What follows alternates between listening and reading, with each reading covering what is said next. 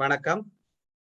குருசேத்திரம் சமூகத்திற்கான மாற்றம் என்றிலிருந்து அறிவு பகிர்வு தொடர் 44 நூல் அறிகை 1.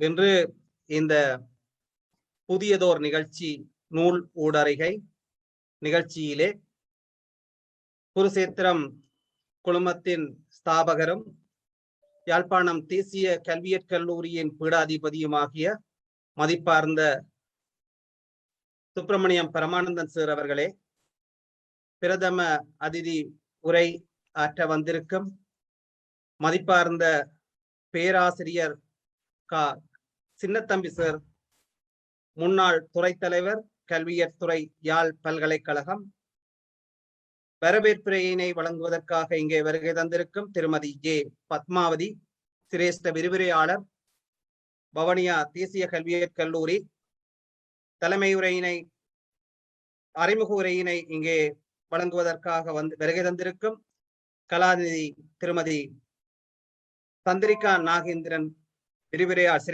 சிரேஷ்ட விரிவுரையாளர் யாழ்ப்பாணம் தேசிய கல்வியற் கல்லூரி, மற்றும் எமது தேசிய கல்வியற் கல்லூரியின் உப பீடாதிபதிகள், வவுனியா தேசிய கல்வியற் கல்லூரியின் உப பீடாதிபதிகள் மற்றும் சிரேஷ்ட விரிவுரையாளர்கள், இங்கே நன்றி உரையினை வழங்குவதற்காக வந்திருக்கும் ஆசிரிய மாணவி ஆன் ரக்சாந்தினி மற்றும் யாழ்ப்பாணம் வவுனியா தேசிய கல்வியற் கல்லூரிகளைச் சேர்ந்த ஆசிரிய மாணவர்கள், ஏனைய ஆசிரிய மாணவர்கள் அனைவரையும் வரவேற்றுக் கொண்டு இன்றைய ஊடக பகிர்வு நிகழ்விலே வரவேற்புரையினை வழங்குவதற்காக திருமதி ஏ பத்மாவதி, சிரேஷ்ட விரிவுரையாளர் வவுனியா தேசிய கல்வியற் கல்லூரி அவர்களை அன்போடு அழைக்கும். குருசேத்திரம் அறிவுப்பகர் தொடர் 44 நூல் ஊடறிகையின் முதலாவது கணத்தில் இணைந்திருக்கும் குருசேத்திரத்தின் தலைவர், யாழ்ப்பாணம் தேசிய கல்வியற் கல்லூரியின் மதிப்புக்குரிய பீடாதிபதி சுப்பிரமணியம் பரமானந்தம் ஐயா அவர்களை வருக வருகவென்று வரவேற்று நிற்கின்றேன். இன்றைய நூல் ஊடறிகை நிகழ்வில் ஆய்வுக்குரிய அறிகை தொழிற்பாடுகளும் ஆசிரியரும் நூலின் ஆசிரியரும், இன்றைய நிகழ்வின் அதிதியும் ஈழத்து கல்வியற் புலமையாளரும் யாழ்ப்பாண பல்கலைக்கழகத்தின் கல்வியல் துறையின் முன்னாள் துறை தலைவருமாகிய பேரன்புக்கும் மதிப்புக்கும் உரிய பேராசிரியர் கணபதி பிள்ளை சின்னத்தம்பி ஐயா அவர்களை இருகரம் கூப்பி வரவேற்கின்றேன். அத்துடன் அறிகை தொழிற்பாடுகளும் ஆசிரியரும் நூலின் 4வது பதிப்பில் இணையாசிரியராக இணைந்து கற்றலில் தகவல் நிரற்படுத்தல் மாதிரிகள் என்ற தலைப்பில் கட்டுரையை வழங்கிய வவுனியா தேசிய கல்வியல் கல்லூரியின் முன்னாள் பீடாதிபதி மதிப்புக்குரிய கதிரேசன் சொன்னராஜா ஐயா அவர்களையும் வரவேற்று நிற்கின்றேன். இந்நிகழ்வில் அறிமுக உரையை வழங்க உள்ள யாழ்ப்பாணம் தேசிய கல்வியல் கல்லூரியின் முதுநிலை விரிவுரையாளர் கலாநிதி திருமதி சந்திரிகா நாகேந்திரன் அம்மணி அவர்களையும் வரவேற்று நிற்கின்றேன். அத்துடன் குருசேத்திரம் குழுமத்தினர் அனைவரையும் வருக வருகவென வரவேற்பதில் மகிழ்வு கொள்கின்றேன். நூல் ஊடறிகை நிகழ்வில் நூலில் உள்ள கட்டுரைகளை தமது வாசிப்புக்கு உட்படுத்தி கட்டுரையில் கூறப்பட்ட விடயங்களையும் தாம் பெற்ற அறிவுசார் அனுபவங்களையும் பகிர வந்துள்ள யாழ்ப்பாணம் தேசிய கல்வியற் கல்லூரியின் மாணவ ஆசிரியர்கள் கஸ்தூரி, டினோஷன், கவிதாஞ்சலி அவர்களையும், வவுனியா தேசிய கல்வியற் கல்லூரியின் மாணவ ஆசிரியர்கள் பிரகீத், மேரி அனுஷியா, சிந்துஜா ஆகியோரையும் வரவேற்று நிற்கின்றேன். குருஷேத்திர களத்தின் பங்காளர்களாக ஆலோசகர்களாக வருகை தந்து சிறப்பித்துக் கொண்டிருக்கும் வவுனியா தேசிய கல்வியற் கல்லூரியின் பீடாதிபதி ஐயா அவர்களையும், தேசிய கல்வியற் கல்லூரியின் முன்னாள் பீடாதிபதிகள், உபபீடாதிபதிகள், விரிவுரையாளர்களையும், இந்நாள் யாழ்ப்பாண வவுனியா தேசிய கல்வியற் கல்லூரியின் உபபீடாதிபதிகள், விரிவுரை இணைப்பாளர்கள், சிரேஷ்ட விரிவுரையாளர்கள், கல்விசார் பணியாளர்கள் அனைவரையும் குருஷேத்திரம் சார்பில் வரவேற்று நிற்கின்றேன். அத்துடன் இந்நிகழ்வில் கலந்து கொண்டுள்ள சகோதர கல்வியல் கல்லூரிகளிலும் களினதும் ஆசிரிய கலாசாலைகளினதும் பீடாதிபதிகள், உபபீடாதிபதிகள், அதிபர்கள், விரிவுரையாளர்கள் அனைவரையும் வருக வருகவென வரவேற்கின்றேன். மேலும் இந்நிகழ்வில் கலந்து கொண்டுள்ள அதிபர்கள், ஆசிரியர்கள், ஆய்வு புலம் சார் அறிஞர்கள், ஆர்வலர்கள் அனைவரையும் வரவேற்கின்றேன். சிறப்பாக புலம்பெயர் தேசங்களிலிருந்து இந்நிகழ்வில் கலந்து கொண்டுள்ள அனைவரையும் அன்புடன் வரவேற்கின்றேன். நிறைவாக இந்நிகழ்வின் பயன்களை எடுத்துச் சென்று நமது சந்ததியினருக்கு வழங்க காத்திருக்கும் மாணவ ஆசிரியர்களையும் நலன் விரும்பிகளையும் நிகழ்நிலை ஊடாக இந்நிகழ்வு சிறப்பு பெற பணியாற்றும் குருஷேத்திரம் குழுமத்தினரையும் வரவேற்று எனது வரவேற்புரையை நிறைவு செய்கின்றேன்.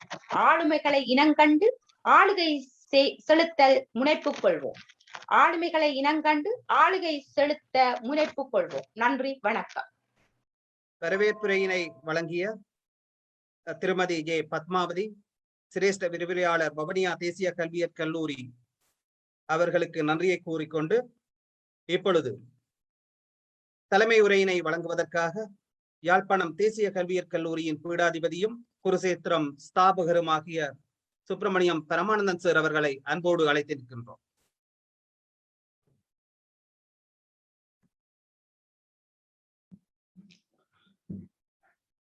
எல்லாம் வல்ல இறைவனை மனதில் இருத்திக் கொண்டு அன்புக்கும் மதிப்புக்கும் உரிய இன்றைய நிகழ்ச்சியின் தொகுப்பாளர் அவர்களே, இன்றைய நிகழ்ச்சியிலே அதிதி உரையை வழங்க வந்திருக்கின்ற எங்களுடைய கல்வியியல் துறை முன்னாள் துறை தலைவர் பேராசிரியர் கே சின்னத்தமிழ் அவர்களே, இந்த வவுனியா தேசிய கல்வியற் கல்லூரியினுடைய பீடாதிபதி அவர்களே, முன்னாள் பீடாதிபதி திரு கதிரேசன் சோன்ராயசர் அவர்களே, மற்றும் இந்த நிகழ்ச்சியிலே கலந்து கொண்டிருக்கின்ற உபபீடாதிபதிகளே, விரிவுரையாளர்களே, கோப்பாய் ஆசிரியர் பயிற்சி கலாசாலையினுடைய விரிவுரையாளர்களே மற்றும் ஆசிரியர் கல்வியாளர்களே, அதிபர்களே, புலம்பெயர் தேசங்களிலிருந்து கலந்து கொண்டிருக்கின்ற எங்களுடைய உறவுகளே, எல்லாவற்றுக்கும் மேலாக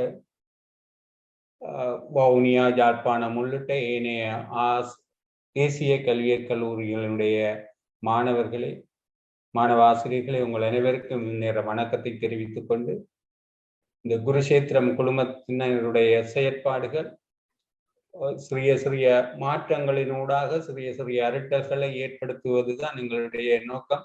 அந்த நோக்கத்தின் ஒரு பரிமாணமாக இன்று நாங்கள் வாசிப்பு திறனை மாணவர்களிடையே மேம்படுத்த வேண்டும் என்ற அந்த நோக்கத்திலே நாங்கள் ஒரு நூலினை ஊடறிகை செய்து அதில் உள்ள விடயங்கள் தொடர்பாக எங்களுடைய மாணவ ஆசிரியர்கள் அதை முன்வைப்பார்கள். அந்த வகையில் அதற்கு ஒத்துழைப்பு தந்த வவுனியா தேசிய கல்வியற் கல்லூரியினுடைய பீடாதிபதி, உபபீடாதிபதிகள் உள்ளிட்ட மாணவ விரிவுரையாளர்கள் மற்றும் மாணவ ஆசிரியர்களுக்கு இந்த சந்தர்ப்பத்திலே நன்றியை கூறிக்கொண்டு, இந்த நூலை ஊடறிகை செய்து பகிர்வதற்காக அனுமதி தந்த பேராசிரியர் கே சின்னத்தமிழ் அவர்களுக்கும், இணை ஆசிரியர் திரு கதிரேசன் சோன்ராயசர் அவர்களுக்கும், கல்லூரியின் குருஷேத்திரம் குழுமத்தினுடைய தலைவர் என்ற வகையிலே நன்றியை கூறிக்கொண்டு, இந்த நிகழ்ச்சியினுடைய பலன்கள் எதிர்கால மாணவர்களை சென்றடைய வேண்டும். அதற்கு ஒரு உந்து சக்தியாக இந்த மாணவ ஆசிரியர்கள் மூலம் இந்த செயற்பாடு முன்னெடுக்கப்படுகிறது. அந்த வகையில் இந்த முதலாவது பகிர்வு செயற்பாட்டிலே பங்கு பெற்று இருக்கின்ற செல்வி கஸ்தூரி குணசேகரன், திரு சுவந்தன் தினேசன், செல்வி கீதாஞ்சலி, திரு பிரகலாதன் பிரகீத், செல்வி மேரி அனிஷியா, செல்வி சசிகுமார் சிந்தியா அவர்களை வாழ்த்தி அவர்களுடைய இந்த வாசிப்பினுடைய கருத்துக்கள் அல்லது அவர்கள் பெற்றுக்கொண்ட அனுபவங்கள் எங்களுடைய ஏனைய மாணவ ஆசிரியர்களையும் எதிர்காலத்தில் பாடசாலை மாணவர்களையும் வாசிப்பு திறனை மேம்படுத்த உதவ வேண்டும் என்று கேட்டுக்கொண்டு, மீண்டும் இந்த எல்லோருக்கும் இந்த சந்தர்ப்பத்திலே நன்றியையும் வாழ்த்துக்களையும் ஆசிகளையும் கூறி விடைபெறுகிறேன். நன்றி, வணக்கம். தலைமை உரையை வழங்கிய குருசேத்திரம் ஸ்தாபகரும் யாழ்ப்பாணம் தேசிய கல்வியற் கல்லூரியின் பீடாதிபதியுமாகிய சுப்பிரமணியம் பரமானந்த சார் அவர்களுக்கு நன்றியை கூறிக்கொண்டு அடுத்ததாக அறிமுக உரையினை வழங்குவதற்காக கலாநிதி சந்திரிகா நாகேந்திரன், சிரேஷ்ட விரிவுரையாளர், யாழ்ப்பாணம் தேசிய கல்வியற் கல்லூரி அவர்களை அன்போடு அழைக்கின்றோம். அனைவருக்கு மின்னேற வந்தனங்களை கூறியவளாய் அறிமுக உரையினுள் நுழைகின்றேன். நம் பீடாதிபதியின் சிந்தனையிலே உதித்த குருசேத்திரம் என்னும் அறிவு பகிர்வு தொடர் விருட்சமாய் அகிலமெங்கும் அறிவு பிரவாகமாய் மிளிர்கின்றது. இவ்விருட்சத்தின் பல் பரிமாணங்களில் ஒன்றுதான் நூலுடறிகையாகும். இது நீரளவே ஆகுமாம் நீராம்பல், தான் கற்ற நூலளவே ஆகுமாம் நுண்ணறிவு என்ற ஔவையார் வாசகத்தை உயிரோட்டம் பெறச் செய்யும் வகையில் துருவி வாசித்தல் ஊடாக வாசகர் நிலை நூலியத்தினை இன்று உங்கள் முன் பகிர வந்துள்ளனர் யாழ்ப்பாணம் மற்றும் வவுனியா தேசிய கல்வியற் கல்லூரி முகழ்நிலை ஆசிரியர்கள்.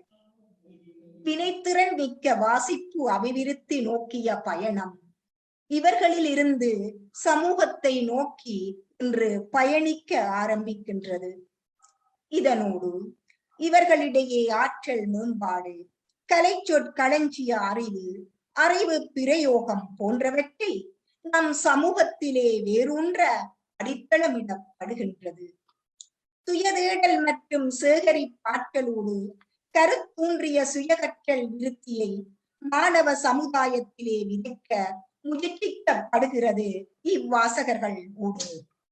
மாற்றம் என்னிலிருந்து சமூகத்தை நோக்கி என்ற மகுட வாசகத்தோடு ஏற்பாட்டிற்கு அறிகை தொழிற்பாடும் ஆசிரியரும் என்ற நூலூடக அறிகை ஒன்றிற்கு நம் பீடாதிபதியினால் முன்னுரிமை அளிக்கப்பட்டது சால பொருத்தமே. பெரும்பாலான கல்வியலாளர்களின் கரங்களிலே தினமும் தவழும் இந்நூல் நமக்கோர் வரப்பிரசாதம்.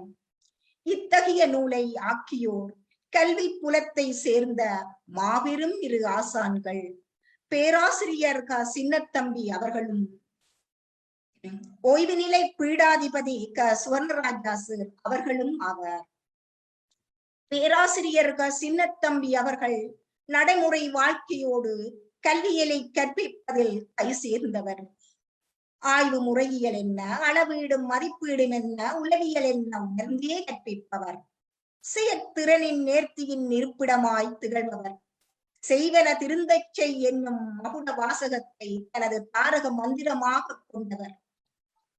பற்றிய எழுத்தாளர் ஓய்வு நிலை பீடாதிபதி சுவர்ணராஜா சார் அவர்கள் பீடாதிபதி என்னும் அவரது பணிகளுக்கு அப்பால் வன்னி நிலப்பரப்பில் கல்வி புலத்தோருக்கு அவராற்றிய செயல் அமர்வுகள் கலங்கரை விளக்காய் தடம் பதித்தவைகள். கல்வியலாளர்களை மெருகூட்டும் அவரது செயல் அமர்வுகள் பாத்திரம் மட்டுமல்ல, ஏனைய வளவாளர்களையும் கருத்தாய் ஆற்றிட கரம் கொடுத்து கருத்தும் பகிர்ந்திடுவார். கண்டேன் ஓர் நாள் கூட்டுணர்வின் பணி வெற்றியினை விதைத்தார் என்னுள். இப்பேரறிஞர்களுடைய நூலூடக பகிர்வினை இவ்விருவரும் எழுத்தாளர் நிலை நூலியத்தில் நின்று இன்று வாசகர் நிலை நூலியத்தினை நுகரப் போகின்றனர். நாமும் கேட்போம் இந்நூலின் பயன்தனை என கூறி வாய்ப்பிற்கு நன்றி கூறி விடைபெறுகிறேன். நன்றி, வணக்கம். சிறந்த ஒரு அறிமுக உரையினை வழங்கிய யாழ்ப்பாணம் தேசிய கல்வியற் கல்லூரியின் சிரேஷ்ட விரிவுரையாளர் கலாநிதி சந்திரிகா நாகேந்திரன் அவர்களுக்கு நன்றியை கூறிக்கொண்டு இப்பொழுது ஊடறிகை பகிர்வு ஆரம்பமாகின்றது. அந்த வகையிலே யாழ்ப்பாணம் தேசிய கல்வியற் கல்லூரியின் செல்வி கஸ்தூரி குணசேகரம் அவர்களை அன்போடு அழைக்கின்றேன். அறிகை தொழிற்பாடும் ஆசிரியரும் என்கின்ற நூலை உருவாக்கிய நூலாசிரியரும் பேராசிரியருமான உயர் திரு கானா சின்னத்தம்பி ஐயா அவர்களுக்கு வணக்கத்தை தெரிவித்துக் கொண்டு யாழ்ப்பாணம் தேசிய கல்வியற் கல்லூரியின் பீடாதிபதி உயர் திரு சுப்பிரமணியம் பரமானந்தம் சார் அவர்களுக்கும் வவுனியா தேசிய கல்வியற் கல்லூரி பீடாதிபதி அவர்களுக்கும் மற்றும் இந்நிகழ்வில் கலந்து சிறப்பிக்கும் ஏனைய கல்வியற் கல்லூரிகளின் பீடாதிபதிகளுக்கும் வணக்கத்தை தெரிவித்துக் கொண்டு எமது தேசிய கல்வியற் கல்லூரியினுடைய உப பீடாதிபதி, இணைப்பாளர்கள் மற்றும் விரிவுரையாளர்களுக்கும், ஏனைய கல்வியற் கல்லூரிகளினுடைய உப பீடாதிபதிகள், இணைப்பாளர்கள், விரிவுரையாளர்களுக்கும் மற்றும் மாணவ ஆசிரியர்களுக்கும், வவுனியா தேசிய கல்வியற் கல்லூரி மாணவ ஆசிரியர்களுக்கும், இங்கு இணைந்திருக்கும் ஏனைய கல்வி அறிஞர்கள், பெரியோர்கள் அனைவருக்கும் இந்நேர வணக்கங்கள். உயர்திரு கானா சின்னத்தம்பி ஐயா மற்றும் உயர்திரு கானா சுவர்ணராஜா ஐயா அவர்களின் இணைப்பினால் வெளிவந்த அறிகை தொழிற்பாடுகளும் ஆசிரியரும் என்ற நூலின் 2வது மற்றும் 8வது இயல்கள் பற்றியதான நூல் ஊடறிகையினூடாக எனது பார்வையில் நான் விளங்கிக் கொண்ட விடயங்களை எனக்கு தந்த சிறு மணித்துளிகளில் இங்கு முன்வைக்கலாம் என வந்துள்ளேன். மூத்த அறிஞரின் இந்நூலினை ஊடறிகையினை செய்வதில் பெருமகிழ்ச்சி அடைகின்றேன். இயல் 2 கவனமும் புலக்காட்சியும் சார்ந்த விடயத்தை நூலாசிரியர்கள் மிகவும் விரிவாகவும் விளக்கமாகவும் முன்வைத்துள்ளார்கள். கற்றலில் கவனமும் புலக்காட்சியும் மிகவும் முக்கியமானவை. சிறந்த புலக்காட்சியே சிறந்த கற்றலின் அடிப்படை என்பர் அறிஞர். ஆசிரியரால் கற்பிக்கப்படுகின்ற விடயங்கள் கற்போனின் மனதில் நிலைநிறுத்தப்பட வேண்டும். அவ்வாறு நிலைநிறுத்தப்படுவதற்கு நாம் மேற்கொள்ள வேண்டியவை யாவை? அவற்றை நிலைநிறுத்தவும் தேவை ஏற்படுகின்ற போது மீள நினைவுபடுத்தக்கூடிய வகையில் எமது கற்றல் கற்பித்தல் அணுகுமுறை எவ்வாறு அமைய வேண்டும் என்பதை மிகவும் துல்லியமாக நூலாசிரியர்கள் படம் பிடித்து காட்டியுள்ளார்கள் என்றே கூற வேண்டும். முதலில் கவனம் என்பது பற்றிய விளக்கம் கொடுத்துவிட்டு ஒரு சிந்தனை கிளறல் சார்ந்த வினா ஒன்றையும் முன்வைக்கிறார் நூலாசிரியர். அதாவது, ஒரே நேரத்தில் பல விடயங்களை எமது கவனத்திற்கு உட்படுத்த முடியுமா என்பதாகும். அதனூடாக கவனத்துடன் தொடர்புடைய காரணிகளை 2 வகையாக்கி அவை ஒவ்வொன்றை பற்றியும் பல்வேறுபட்ட யதார்த்தமான வாழ்வியலோடு ஒன்றித்துள்ள விடயங்களுடன் தொடர்பு படுத்தி இலகுபடுத்தி எமது கவனத்தில் விடயங்களை பதித்து விடுகின்றனர். அவையாவன செறிவு, பருமன், இயக்கம் மற்றும் மாற்றம், மீண்டும் மீண்டும் நிகழுதல், புதுமை, முழுமை, பொருளின் தன்மை போன்ற புறவிய காரணிகளையும், விருப்பு, வழக்கங்கள், தேவைகள், மனநிலை போன்ற அகவிய காரணிகளையும் எடுத்து காட்டியுள்ளார் நூலாசிரியர். அவற்றை இங்கு காட்சிப்படுத்தப்பட்டுள்ள திரையில் பார்க்கக்கூடியதாக உள்ளது. உதாரணமாக, செறிவை எடுத்துக்கொண்டோமானால், பல மங்கலான விளக்குகளுக்கு மத்தியில் ஒரு பிரகாசமான விளக்கு எரிந்து கொண்டிருக்கும் போது எமது புலன் அதனை பார்ப்பதற்காகவே தூண்டுகிறது. அதனால் தான் விளம்பரங்களில் பிரகாசமான விளக்கினை அனைவரும் பயன்படுத்துவதுண்டு. அதே போல கற்றலில் புலக்காட்சி எவ்வளவு தூரம் முக்கியமானது என்பது பற்றியும் நான் ஏற்கனவே கூறியது போல கற்றலில் அது மிகவும் முக்கியம் பெறுகின்றது. அறிவின் வாயில்கள் என்று அறிஞர்களால் கூறப்படுகின்ற ஐம்பொறிகளினூடாக நாம் பெறுகின்ற விடயங்கள் ஐம்புலன்களினால் எம்மை வந்தடைகின்றன. அத்தகைய புலனுறுப்புகளினால் ஏற்கப்படுகின்ற புறத்தூண்டிகள் பற்றியும், அதில் குறித்த புலனுறுப்பை தூண்டி உருவாகும் புலனுணர்ச்சி பற்றியும், அதில் குறித்த புலனுறுப்பை தூண்டி உருவாக்குகின்ற புலனுணர்ச்சி பற்றியும், அதனூடாக பெறுகின்ற விளக்கம் புலக்காட்சி பற்றியும், அந்த புலக்காட்சியுடன் தொடர்புடைய காரணிகள் என்பது பற்றியும் எம்மை போன்ற முகில்நிலை பயிற்சி பருவத்தில் இருக்கின்ற மாணவ ஆசிரியர்களுக்கும் ஆசிரிய மாணவர்களுக்கும் விளங்கக்கூடிய வகையில் படங்களாகவும் உதாரணங்களாகவும் குறியீடுகள் மூலமாக அதைவிட பட்ட மேற்படிப்பை மேற்கொள்ளுகின்ற ஆசிரியர்களுக்கும் மற்றும் கல்விமான்கள் அனைவருக்கும் பயன் தரக்கூடிய விதத்தில் கருத்துக்களை இலகுபடுத்தி, மிக முக்கியமாக மொழிநடையில் எந்தவிதமான கடினத்தன்மையும் இல்லாமல் எல்லோராலும் வாசித்து விளங்கக்கூடிய வகையில் விளக்கியிருப்பது நூலாசிரியர்களின் பரந்துபட்ட அறிவை குன்றின் மேல் வைத்த தீபம் என வெளிப்படுத்தி நிற்கின்றது. ஹிஸ்ட்ரோல்ட் உளவியலாளரின் கருத்துக்கள் மற்றும் மொண்டிசோரி அம்மையாரின் கற்றல் கற்பித்தல் முறைகள் பற்றி அறிவதற்கு ஓர் ஆசிரியர் புலக்காட்சியை ஏற்படுத்துவதற்கு எவ்வாறெல்லாம் பாடத்தினை திட்டமிட்டு கற்பிக்க வேண்டும் என்பதையும், கற்பித்தல் உத்தி முறைகள், நுட்ப முறைகள் பற்றியும், கற்பித்தல் முறைகள் பற்றியும், பாட அறிமுகம் பற்றியும், பல விடயங்களை எமக்கு தெளிவுபடுத்தி நிற்பதை எம்மால் அறியக்கூடியதாக இருக்கிறது. அந்த வகையில் புலக்காட்சியில் செல்வாக்கு செலுத்தும் காரணிகளாக நிலையான பருமன் மற்றும் வடிவம் தொடர்பான கோட்பாடு, உருவமும் பின்னணியும், புலக்காட்சி விதிகள் போன்ற புறவிய காரணிகளையும், அனுபவம், விழுமியங்கள், சமூக ஒழுக்கம், தேவைகள், உள ஒழுங்கமைவு போன்ற அகவய காரணிகளையும் நூலாசிரியர் கூறியுள்ளார். அவற்றையும் இங்கு திரையில் காட்சிப்படுத்தியுள்ளேன். உதாரணமாக, நாம் கல்லூரிக்கு வந்த காலத்தில் பாடசாலையை புரிந்து கொள்ளல் எனும் செயற்பாட்டிற்காக பாடசாலைக்கு சென்ற போது மாணவர்களை அவதானித்தல் எனும் தலைப்பின் கீழ் அவர்களுக்கு செயற்பாடுகளை வழங்கி அவர்களின் துலங்களை அவதானித்தோம். அதாவது சிறிய உருவப்படங்கள், பெரிய உருவப்படங்கள் போன்றவற்றை வழங்கி அவற்றை ஒழுங்குபடுத்துமாறு கூறினோம். இவ்வாறான செயற்பாடுகளை வழங்கிய போது எமக்கு தெரியவில்லை இந்த செயற்பாடுகள் ஏன் முக்கியமானவை என்று.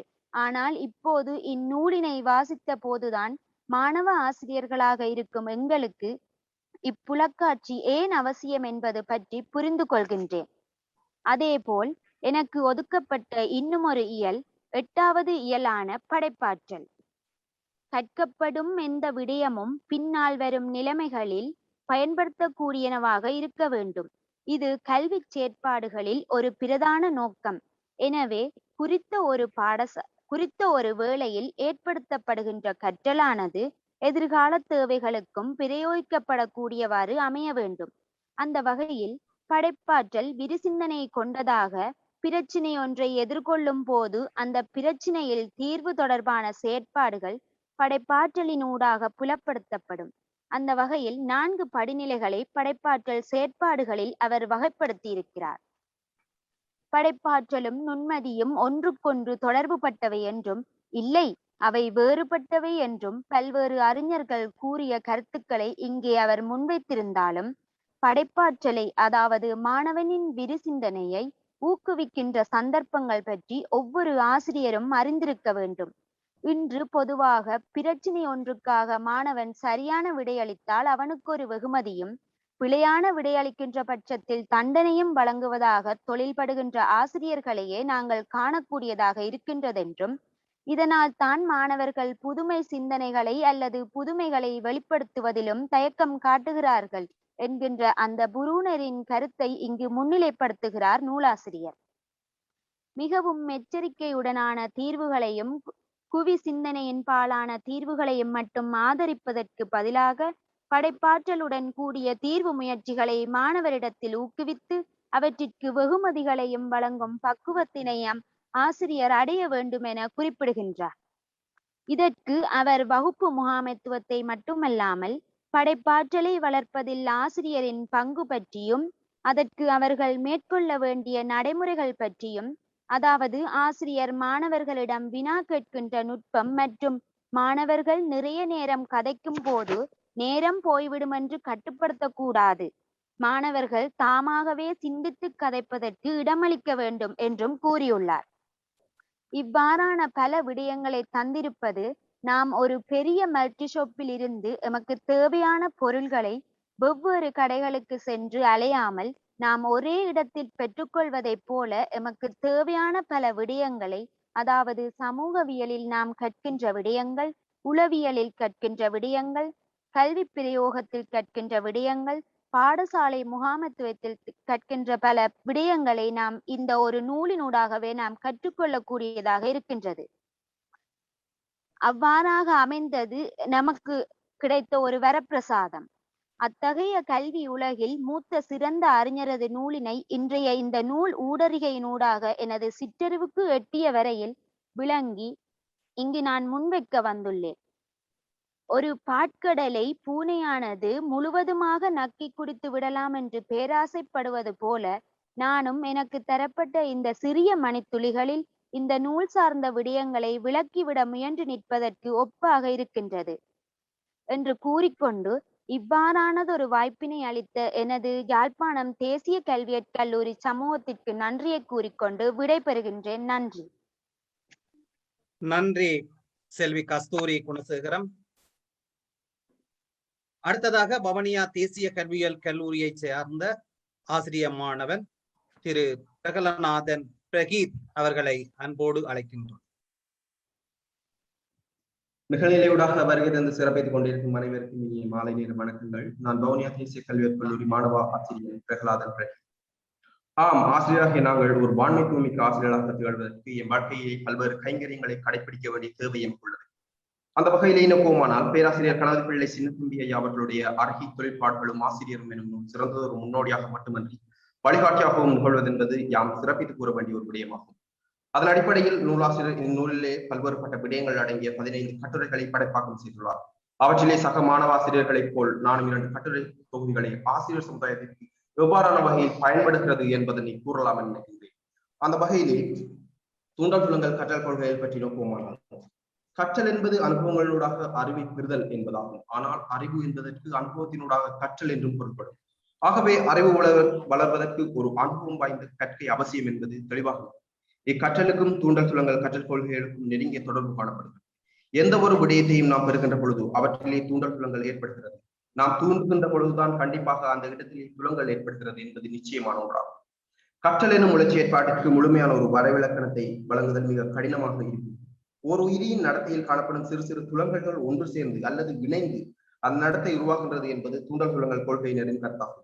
இவ்வாறான கருத்துக்களை முன்வைப்பவர்களை ஏவுவாதிகள் என குறிப்பிடுவார்கள்.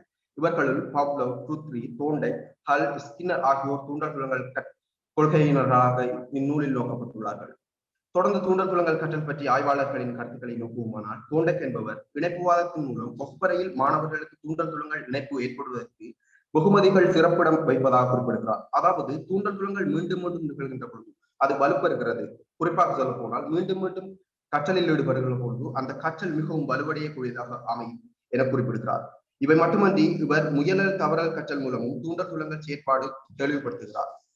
இவை மட்டுமன்றி பவ்லவின் வகுப்பறை பயன்பாட்டு கொள்கையின் மூலமும் அவர் செயற்பாடுகளை குறிப்பிடுகையில், அதாவது வகுப்பறையில் மாணவர்களை பாராட்டுதல், பரிசு வழங்குதல், அவர்களுக்கேற்ற அங்கீகாரம் கொடுத்தல் போன்ற செயற்பாடுகள் தொடர்ச்சியாக செய்கின்ற போது அங்கே கற்றல் தொடர்ச்சியாக வழங்கப்படுகிறது என குறிப்பிடுகிறார். இவை போன்று வாட்சன் என்பவரின் கொள்கையின்படி அவர் குறிப்பிடுகையில் தூண்டல் துலங்கல் எவ்வளவு ஒன்மை காலங்களில் இடம்பெறுகிறதோ அந்த அளவிற்கு உடல் வலுப்பெறும் எனவும் குறிப்பிடுகிறார். இவை போன்றே ருத்ரி என்பவரின் அடுத்தமைப்பு கொள்கையின் மூலம் அவர் குறிப்பிடுகையில் என்னவென்றால், மீண்டும் மீண்டும் தூண்டல் ஏற்படுகின்ற பொழுது கண்டிப்பாக துலங்கல் நிகழும் என்பது அல்ல. தூண்டல் துலங்கல் என்பது தூண்டல் துலங்கல் ஒரு நேரத்தில் ஏற்படுகிற பொழுதுதான் அந்த செயற்பாடு அங்கே வலுப்பெறும் என அவர் குறிப்பிடுகிறார். ஆகவே இவ்வாறான அறிஞர்களின் கருத்துப்படி பல தூண்டல் தொடர்ச்சியாக இடம்பெறுகிற பொழுதுதான் அதற்கான சரியான துலங்கல் இறுதி முடிவாக பெறப்படும் என்று கூறப்படுகிறது. இக்கருத்தின்படி தூண்டல் துலங்கல் ஏற்படுகின்ற பொழுது சரியான தகவல்களை நாம் அறிந்து கொள்ளலாம் என்பதுதான் ஆய்வாளரின் கருத்து என நாம் எடுத்துக்கொள்ள முடியும். அதாவது தூண்டல் என்பது ஒரு விடயத்தை செய்வதற்காக, ஒரு இலக்கை அடைவதற்காக ஒருவரை மேம்படுத்தி வலுப்படுத்தி பல காரணங்களை குறிப்பிடலாம். ஆகவே இந்த சந்தர்ப்பங்களை மாணவர்கள் மத்தியில் நாம் பரிசீலித்தல், பாராட்டுதல், அவர்களை முதன்மைப்படுத்தல் போன்ற பலவிதமான செயற்பாடுகளை செய்கின்ற பொழுது அது மென்மேலும் விருத்தி அடையும் எனலாம். ஆகவே தூண்டல் துலங்கல் கொள்கையினர் தங்களுடைய கற்ற செயற்பாடுகளுக்குரிய சரியான இலக்கை வழியில் காணப்படும்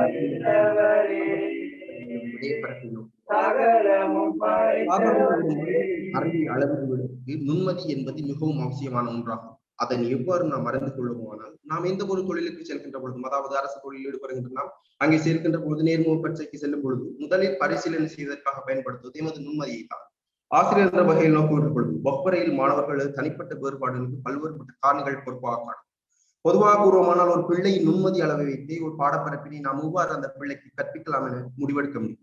இந்நூலிலே நுண்மதி என்பதனை புலமை உளச்சார்பு, கல்வி உளச்சார்பு, பொது உளச்சார்பு என பல அர்த்தங்களில் நூலாசிரியர் குறிப்பிட்டிருக்கிறார். நுண்மதி என்பது உள ஆற்றல்களை குறித்து நிற்கும் ஒரு எண்ணக்கரு மட்டுமன்றி ஒருவரின் நுண்மதி ஈவு எனும் சுட்டியினால் குறிப்பிடலாம் எனும் கருத்து நிலவுகிறது என்பதையும் கட்டுரை ஆசிரியர் கட்டுரையிலே குறிப்பிட்டு காட்டுகிறார்.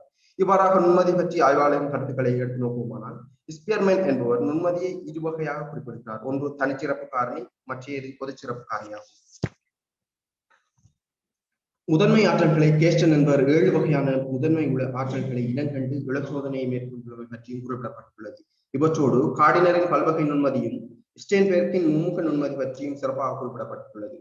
கார்டினர் குறிப்பிடப்பட்டுள்ளதாக கட்டுரை ஆசிரியர் குறிப்பிடும் சொல் மொழியியல் சார்ந்த நுண்மதி, தர்க்க கணிதம் சார்ந்த நுண்மதி, சந்தம் இசை சார்ந்த நுண்மதி, பார்வை இடைவெளி சார்ந்த நுண்மதி, உடல் இயக்க நிலை சார்ந்த நுண்மதி, ஆளிடை சார்ந்த நுண்மதி, ஆழகம் சார்ந்த நுண்மதி, இயற்கை சார்ந்த நுண்மதி முதலிய 8 வகையான நுண்மதி ஒவ்வொருவரிடத்து புலப்படும் அத்தகைய ஆற்றல்களை இனங்கண்டு வளர்த்து செல்வதற்கு பங்காற்றுவதே ஆசிரியர்கள் ஒவ்வொருவரதும் கடமையாகும். அத்தோடு இக்காடுயான கொள்கைக்கு கிடைத்த வரவேற்புகள் பற்றியும் கட்டுரை ஆசிரியரை கட்டுரையிலே குறிப்பிட்டிருக்கின்றார். தொடர்ந்து ஸ்டென்பேர்க்கின் மும்முக நுண்மதி கொள்கை பற்றி குறிப்பிடுகையில் அறிவுசார் அணுகுமுறைகளில் ஒன்றாக இதனை சுட்டிக்காட்டியுள்ளார். ஒருவன் தனது தனிப்பட்ட செயலாற்றும் தரங்களின் அடிப்படையிலும் தனது சமூக கலாச்சார அமைப்பினரும் தமது வாழ்க்கையில் வெற்றியடையும் ஆற்றல் சார்பாக நுண்மதிக்கு வரைவிலக்கணம் கொடுத்துள்ளமை குறிப்பிடத்தக்க ஒரு விடயமாகும். அந்த வகையிலே தகவல் முறை வழியாக்களில் உள தொழிற்பாடுகளின் நியூட் கூறுகள், ஆற்றுகை கூறுகள், அறிவு பெறுதல் உட்கூறுகளாக குறிப்பிடப்படுகிறது. ஸ்டென்பேர்க்கின் மும்முக கொள்கை நுண்மதியை பகுப்பாய்வுக்குரிய நுண்மதி, படைப்பாற்றலுக்குரிய நுண்மதி, செயல்முறைக்குரிய நுண்மதியாக வகைப்படுத்தி கூறியது என்பதை கட்டுரை ஆசிரியர் இவ்விடத்தில் குறிப்பிட்டுள்ளார். ஆகவே ஆசிரியர்களாகிய நாம் நுண்மதி பற்றி அறிந்திருப்பது அவசியமான ஒன்றாகும். ஏனெனில் மாணவர்களை நாம் எந்த திட்டத்தில் தயார்படுத்தலாம் என்பதனை அறிந்து கொள்வதற்கு அவர்களது நுண்மதி பற்றிய அறிவு நமக்கு இருக்க வேண்டும். அதே போன்று மாணவர்களுக்கு அவர்களது நுண்மதி பற்றிய அறிவு ஆசிரியர்களாகிய நாம் தான் வழங்க வேண்டும். இதனால் அவர்கள் எவ்வகையில் நன்மைகளை பெற்றிருக்கிறார்கள் என நாம் அறிந்திருந்தால் மாத்திரமே அவர்களுடைய திறமைகளை அவர்கள் வெளிப்படுத்துவதற்கு சந்தர்ப்பம் உருவாக்கி கொடுக்கலாம். அவை மட்டுமின்றி அவர்களது கற்றல் துறைகளை தெரிவு செய்வதற்கும் இந்நுண்மதி அவர்களுக்கு அவசியமாக அமைகிறது. தொகுத்து நோக்குமானால் நூலாசிரியர் என்பவர்கள் கூற விளைவது யாதெனில், இந்த பூமி விழிப்பதற்கு சூரியன் ஒரு காரணமாக இருப்பதை போல் ஒரு மனிதன் விழித்து எழுவதற்கு அவனுடைய நுண்மதியும் ஒரு பங்களிப்பை செய்கிறது. சூரியனுக்கு முடிவுகள் இல்லை, ஆனால் நாம் அதனை பெரிதாக கணக்கெடுப்பதில்லை. அதுபோல்தான் ஒரு மனிதனுக்குள் நுண்மதி நிறைவாக இருக்கிறது. அது என்ன என நாம் அறிந்து கொண்டால் நுண்மதியை வாழ்வில் ஒரு பொழுதும் இருள்படி விடாது. ஆகையில் இக்கட்டுரையினூடாக நூலாசிரியர் ஆசிரியர் சமுதாயத்திற்கு வான்மை பூமிக்கு ஆசிரியராக உருவாவதற்கு பல்வகை நுண்மதி எனும் விடையப்பரப்பு முக்கிய பங்காற்றுகிறது என்பதனை குறிப்பிடுகிறார். ஆகவே ஆசிரியராகிய நாம் எமது எதிர்காலத்திலே சிறந்த ஒரு வான்மை பூமிக்கு ஆசிரியராக திகழ்வதற்கு பேராசிரியர் கனகதிப்பிள்ளை சின்னத்தம்பி ஐயா அவர்களுடைய அறிக்கை தொழிற்பாடுகளும் ஆசிரியர்களின் நூல் ஒரு சிறந்த முன்னோடியாக மட்டுமன்றி ஒரு வழிகாட்டியாக திகழும் என்பதில் எந்தவித மாற்று கருத்தும் இல்லை. ஆதலால் இந்நூலை தெளிவுற கற்று அனைவரும் பயன்பெறுக என கூறி இவ்வாய்ப்பினை அளித்த அனைவருக்கும் நன்றியினையும் கூறி விடைபெற்று செல்கிறேன். நன்றி, வணக்கம். நன்றி பிரகலாநாதன் பிரகீத். இப்பொழுது அடுத்த முன்வைப்பினை மேற்கொள்வதற்காக யாழ்ப்பாணம் தேசிய கல்வியற் கல்லூரியின் ஆசிரிய மாணவன் திரு சுவந்தன் டினோஷன் அவர்களை அன்போடு அழைக்கின்றேன். இன்றைய இந்த குருஷேத்திர நிகழ்விலே இணைந்திருக்கின்ற அனைவருக்கும் என்னுடைய இந்நேர வணக்கங்கள். கல்வியல் துறை பேராசிரியர் திரு க சின்னத்தம்பி ஐயா மற்றும் வவுனியா தேசிய கல்வியற் கல்லூரியினுடைய முன்னை நாள் பீடாதிபதி திரு க சுவர்ணராயா ஐயா அவர்களினுடைய உழைப்பிலே உருவாகிய அறிக்கை தொழிற்பாடும் ஆசிரியரும் என்ற நூலானது கல்வியல் துறை சார்ந்து ஒரு முக்கியமான தாக்கத்தை ஏற்படுத்தி வருகின்ற நூலாகவே பார்க்கப்படுகின்றது. அந்த வகையிலே அறிக்கை தொழிற்பாடுகளும் ஆசிரியரும் என்ற நூலானது ஒவ்வொரு இயலிலும் மிக முக்கியமான அறிக்கை தொழிற்பாடு சம்பந்தமான விடயங்கள் மிக தெளிவான முறையிலே தெளிவுபடுத்தப்பட்டிருக்கின்றதை நாங்கள் காணக்கூடியதாக இருக்கின்றது. குறிப்பாக ஒரு பாடத்தை கற்பிக்கின்ற ஆசிரியரை நாங்கள் எடுத்துக்கொண்டால் அந்த பாடப்பரப்பு தொடர்பான விடயங்களை மட்டும் அந்த ஆசிரியர் அறிந்திருத்தல் போதுமானதாக இருக்க முடியாது. ஆகவே அந்த மாணவர்கள் பற்றிய விடயங்களையும் அந்த மாணவர்களினுடைய அறிகை சார், எழுச்சி சார் மற்றும் உளவியக்க சார்ந்த விடயங்களை அந்த ஆசிரியர் கற்றிருக்க வேண்டிய தேவை இருக்கின்றது. அந்த தேவை சரியாக உணரப்பட்டதன் விளைவாக இந்த நூல் தோற்றம் பெற்றிருக்கின்றது என்பது, இந்த நூல் படைக்கப்பட்டிருக்கின்றது என்பது, இந்த நூலை நாங்கள் முழுமையாக வாசித்தறிவதன் மூலம் நாங்கள் உணரக்கூடிய ஒரு விடயமாக இருக்கின்றது. மேலும் ஒரு விடயம், அந்த மாணவர்களிடையே ஏற்படுகின்ற அவதானிக்கத்தக்க மாற்றங்கள், அதாவது நடத்தை மாற்றங்களை நாங்கள் அடிப்படையாக கொண்டுதான் எங்களுடைய அறிகை விருத்தி பற்றிய, அந்த மாணவர்களினுடைய அறிகை விருத்தி பற்றிய அனுமானங்களை நாங்கள் மேற்கொள்ளக்கூடியதாக இருக்கின்றது. சில சந்தர்ப்பங்களிலே அவ்வாறு புலன் அனுபவங்களின் ஊடாக நாங்கள் இந்த நடத்தை மாற்றங்களை அறிந்து கொள்ள முடியாத நிலையும் ஏற்படுகின்றது. அவ்வாறு இருக்கின்ற போது நாங்கள் உளவியலாளர்களினுடைய கருத்துக்களின் அடிப்படையில், அவர்களுடைய கருத்துக்களை அடிப்படையாக கொண்டு நாங்கள் அந்த மாணவர்களுக்கு உதவக்கூடிய நிலையும் காணப்படுகின்றது. அவ்வாறு உளவியலாளர்களினுடைய கருத்துக்களை முழுமையாக தாங்கிய ஒரு நூலாகவும் முழுமையாக கொண்ட ஒரு நூலாகவும் நாங்கள் இந்த அறிக்கை தொழிற்பாடுகளும் ஆசிரியரும் என்ற நூலினை இங்கே நாங்கள் பார்க்கக்கூடியதாக இருக்கின்றது. அந்த வகையிலே இந்த நூலிலே எண்ணக்கரு விருத்தி மற்றும் கற்றலின் தகவல் முறை வழியாக மாதிரிகை ஆகிய இரு தலைப்புகளின் அடிப்படையிலும் எவ்வாறான விடயங்கள் தொட்டு செல்லப்பட்டிருக்கின்றன என்ற அடிப்படையில் நாங்கள் பார்க்கின்ற போது, கற்றலின் தகவல் எண்ணக்கரு விருத்தி என்ற தலைப்பின் அடிப்படையில் அந்த தலைப்பு எவ்வாறான விடயங்களை உப தலைப்புகளை தாங்கி நிற்கின்ற என்ற அடிப்படையில் நாங்கள் பார்க்கின்ற போது எண்ணக்கரு விருத்தி தொடர்பான ஒரு அறிமுகம் அங்கே கொடுக்கப்பட்டிருக்கின்றது. அந்த அறிமுகமானது எமது வாழ்விலே நாங்கள் ஏற்படுகின்ற பல அனுபவங்களை நீண்ட காலத்துக்கு பின்னரும் நாங்கள் அதை நினைவு கூறக்கூடியதாக இருக்கின்றது. அவ்வாறு எங்களால் நினைவு கூறக்கூடிய அத்தனை விடயங்களும் புது கருத்துக்களையும் புலக்காட்சிகளையும் அமைத்துக் கொள்வதற்கு உதவுகின்றது. அவ்வாறு என்னுடைய தொழிற்பாடு எங்களுடைய வாழ்வியலிலே தொடர்ச்சியாக இருந்து வருகின்றது. எங்களுடைய தொடர்ந்து நடைபெறுகின்ற இந்த கருத்துக்கள், இந்த அனுபவங்களினுடைய வளர்ச்சியானது பழைய கருத்துக்களை விரிவடைய செய்வதற்கு உதவுகின்றது. இவ்வாறு இந்த அனுபவங்களுக்காக சில பொதுவான இயல்புகளையும் நாங்கள் வகுத்துக் கொள்ளக்கூடியதாக இருக்கின்றது. அந்த இயல்புகளை நாங்கள் பிரித்தறிந்து பொதுமையாக்கலுக்கும் உட்படுத்தக்கூடியதாக இருக்கின்றது என்று ஒரு தெளிவான அறிமுக பகுதியை அந்த அறிமுக பகுதியிலே ஆசிரியர் வழங்கி இருக்கின்றார். அந்த வகையிலே இந்த உருவாக்கம் பற்றி, அந்த எண்ணக்கரு பற்றி ஒரு விளக்கமானது, ஒரு கற்பித்தல், ஒரு வகுப்பறைக்குள் செல்கின்ற ஒரு ஆசிரியரானவர் எவ்வாறு அந்த எண்ணக்கரு தொடர்பான ஒரு அறிமுகத்தை பெற்றிருப்பதன் மூலம் கற்பித்தல் செயற்பாடுகளை திறம்பட அமைத்துக் கொள்வதற்கு இது ஒரு வழிவகையாக அமையும் என்பது எதுவித ஐயமும் இல்லை என்று கூறி, மேலும் எண்ணக்கரு தோன்றுகின்ற முறை என்ற தலைப்பின் அடிப்படையில் எவ்வாறு அந்த எண்ணக்கரு தோற்றம் பெற்று விருத்தி அடைகின்றது என்ற விதம் குறிப்பிடப்பட்டிருக்கின்றது.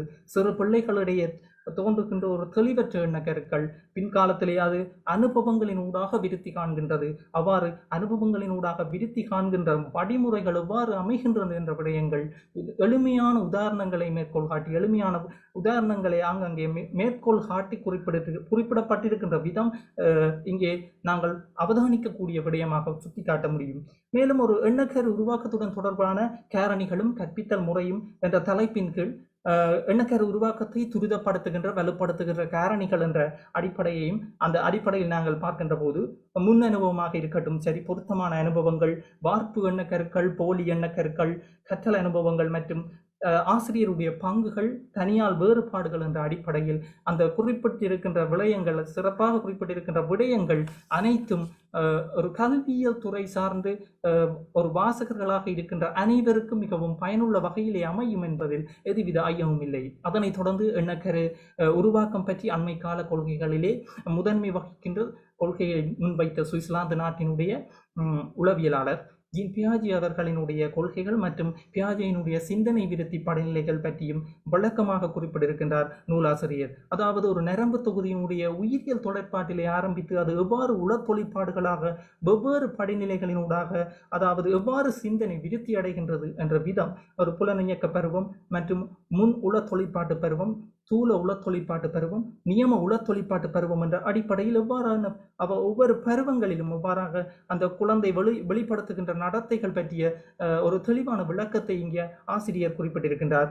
மேலும் இங்கே நாங்கள் நோக்கக்கூடிய ஒரு முக்கியமான விடயமாக பார்க்கக்கூடியது பியாஜேயினுடைய கருத்துக்கள் வகுப்பறையில் எவ்வாறு பயன்படுகின்றது, அது எவ்வாறு பயன்படுத்தப்படுகின்றது என்ற விதம் இங்கே குறிப்பிடப்பட்டிருக்கிறது.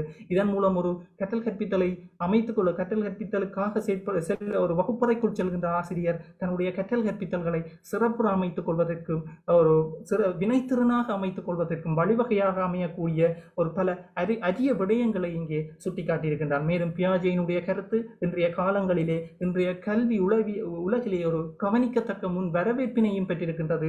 அந்த வகையிலே அதுக்கும் இங்கு வலியுறுத்தப்பட்டு கூறப்பட்டிருக்கின்றது. மேலும் தொடர்ச்சியாக உள ஆய்வுகள் விருத்திகளிலே ஈடுபட்ட புரூனர் அவர்களினுடைய கருத்து, அவ்வாறு ஆழமான உள அறிகை ஆய்வுகளிலே ஈடுபட்டு அவர் முன்வைத்த கருத்துக்கள், அந்த ஆய்வு மூலம் அவர் முன்வைத்த கருத்துக்களாக, அதாவது அறிகை விருத்தியினுடைய இயல்புகள் மற்றும் கற்றல் கோட்பாட்டினுடைய இயல்புகள், அறிகை விருத்தி படிநிலைகள் என்பனவும் இங்கு குறிப்பிடப்பட்டிருக்கின்றது. மேலும் செயல் வடிவ படிநிலை, உளப்பட வடிவ படிநிலை, குறியீட்டு வடிவ படிநிலை ஆகிய 3 நிலை படிநிலைகளின் ஊடாக உலகை பற்றிய அறிவை எவ்வாறு ஒரு பிள்ளையானது பெற்றுக்கொள்கின்றது என்ற விடயங்களை தனது நோக்கங்களை அடிப்படையாக கொண்டு புரூனர் முன்வைத்த கருத்துக்கள், அந்த கருத்துக்கள் ஆதாரமாக கொண்டு எங்களுடைய கற்றல் கற்பித்தல்களை நாங்கள் அமைத்துக் கொள்ளக்கூடிய ஒரு நிலை இங்கு காணப்படுகின்றது. அதனைத் தொடர்ந்து இயல் 10 இந்த நூலில் குறிப்பிடப்பட்டிருக்கின்ற கற்றலின் தகவல் முறை வழியாக்க மாதிரி என்ற விடய தலைப்பின் கீழ் ஒரு மனித நடத்தைக்கு கற்றல் ஒரு அடிப்படையாக அமைகின்றது. மனித நடத்தையினுடைய பல்வேறு நிலைகளிலும் தொடர்ச்சியான செல்வாக்கினை இந்த கற்றல் வழங்கி கொண்டிருக்கின்றது. ஒவ்வொரு படிமுறைகளிலும் இந்த கற்றலினுடைய வளர்ச்சி சிறப்பாக இருக்கின்றது என்று அந்த கற்றலினுடைய உளச்சியல் முறை பற்றி நோக்குவதற்கு நாங்கள் இந்த கற்றலை ஒரு கணனியினுடைய தகவல் நிரல்படுத்துகின்ற செயல்முறையோடு ஒப்பிட்டு பார்த்தால் இலகுவாக இருக்கும்.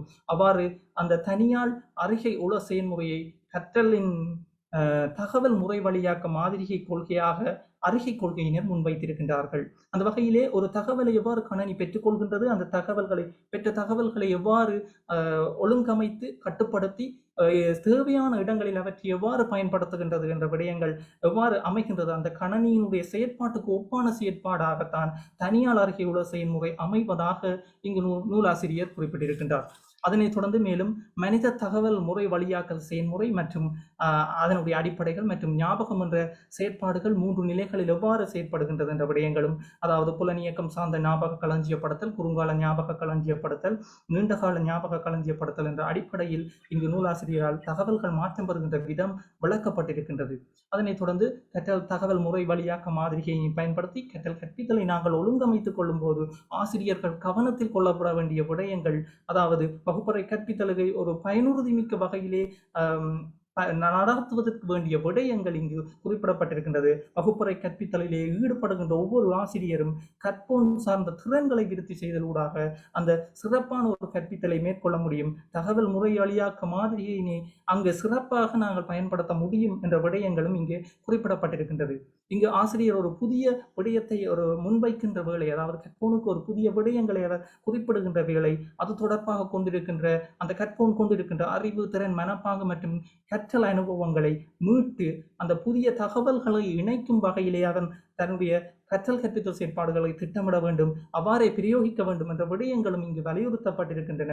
மேலும் இந்த நூலானது தேசிய கல்வியற் கல்லூரியிலே கல்வி பயிலுகின்ற மாணவர்களாக இருக்கட்டும் சரி, ஆசிரியர்கள் மற்றும் பட்டப்படிப்பை மேற்கொள்பவர்கள் மற்றும் இந்த கல்வியல் துறை சார்ந்து பல ஆய்வுகளிலே ஈடுபடுகின்றவர்கள் போன்றோருக்கு தேவையான சகல விடயங்களை உள்ளடக்கிய ஒரு நூலாகவே நாங்கள் இந்த நூலை பார்க்கலாம். ஆகவே இந்த கல்வியல் துறைக்கு கிடைத்த ஒரு வரப்பிரசாதமாக ஒரு அரிய பொக்கிஷமான ஒரு நூலாகத்தான் நாங்கள் இந்த நூலை பார்க்கின்றோம் என்று கூறி இன்றைய இந்த நேரத்திலே இந்த ஊடறிவு பகிர்வுக்கு எனக்கு வாய்ப்பளித்த கல்லூரி சமூகத்துக்கும் நன்றி பாராட்டி விடைபெறுகின்றேன். நன்றி. அருமையான ஊடறிகை பகிர்வினை மேற்கொண்ட திரு சுவந்தன் டினோஜன் அவர்களுக்கு நன்றியை கூறிக்கொண்டு இப்பொழுது வவுனியா தேசிய கல்வியற் கல்லூரியின் ஆசிரிய மாணவி செல்வி எஸ் சிவஸ்டார் மேரி அனுஷியா அவர்களை அன்போடு அழைக்கின்றேன். அனைவருக்கும் வணக்கம். நான் உங்கள் முன்னிலையில் கூற எடுத்துக்கொண்ட விடயம் யாதெனில், பேராசிரியர் மதிப்புக்குரிய கணபதி பிள்ளை சின்னத்தம்பி ஐயா அவர்கள் எழுதிய அறிகை தொழிற்பாடும் ஆசிரியரும் என்ற நூலில் 12 தலைப்பின்கள் கட்டுரைகள் காணப்படுகின்றன. அதில் உளவியலும் ஆசிரியரும் கற்றல் இடமாற்றம் என்னும் தலைப்பின்கள் கருத்துக்களை கூற வந்துள்ளேன். அந்த வகையில் உளவியலும் ஆசிரியரும் என்ற கட்டுரையை பார்ப்போமானால், இந்த கட்டுரையில் உப பிரிவுகளாக உளவியலின் வரைவிலக்கணம், உளவியல் என்பதனால் கருதப்படுவது யாது, உளவியலின் ஆய்வு முறைகள், உளவியலின் நிலைகள், கல்வி, உளவியலும் ஆசிரியரும் என 5 உப பிரிவுகள் காணப்படுகின்றன. இந்த இயலானது எம்மையும் எம்மை பற்றியும் எம்மை சூழ உள்ள ஏனையோரை பற்றியும் அறிந்து கொள்ளும் இயலாக அமைகின்றது. உளவியல் பற்றி முதலில் கருத்தை கூறியவர் அரிஸ்டோட்டில் ஆவார். அதனைத் தொடர்ந்து பல தத்துவியலாளர்களின் கருத்துக்களை விரிவாக கூறியுள்ளார். உளவியல் என்பது விலங்கினதும் மனிதர்களினதும் நடத்தை பற்றி அறிவியல் முறையிலான கற்கையாகும். அதாவது விலங்கினதும் மனிதனதும் வெளிப்படையான செயற்பாடுகள் மற்றும் அவை பெறுகின்ற அனுபவங்கள் வாயிலாக உளவியலை நோக்க முடியும். என்ன விடயம் ஆய்வுக்கு உட்படுகின்றதோ அதனை விளக்குதலும் எதிர்வு கூறுதலும் கட்டுப்படுத்தலும் உளவியலின் குறிக்கோளாக நோக்க முடியும். அவதானிக்கப்படுவோரின் வாழ்க்கை சம்பவங்களை அகநோக்கு முறை, உற்றுநோக்கும் முறை, பரிசோதனை முறை, தனியால் வரலாற்று ஆய்வு முறை, விருத்தி முறை ஆகிய முறைகளில் நோக்கப்படுகின்றது. உளவியலின் கிளைகளும் விரிவாக கூறப்பட்டுள்ளது. நிறைவாக கல்வி, உளவியலும் ஆசிரியரும் என்னும் தலைப்பில் கற்போன், கற்பிக்கும் ஆசிரியர் மாணவர்களின் கற்றலில் அறிவு, திறன், மனப்பாங்கு என்பவற்றிற்கு அமைவாக மாணவனின் உள நிலைமைகளுக்கு ஏற்ப கற்றல் கற்பித்தல் செயற்பாட்டை மேற்கொள்ள வேண்டும் என உள கருத்துக்கள் ஊடாக விரிவாக கூறப்பட்டுள்ளது. வகுப்பறையில் மாணவர்களோடு பயணிக்கும் ஆசிரியர்கள் மாணவனுக்கு எத்துன்பம் வந்ததினும் வெளிப்படையாக கூறாவிட்டாலும் இன்னதாக இருக்கும் என அறிந்து கொள்ளும் தாயை போல் ஆசிரியர்கள் செயல்பட வேண்டும் என்பதனை நான் இந்த கட்டுரையை வாசித்து அறிந்து கொண்டேன்.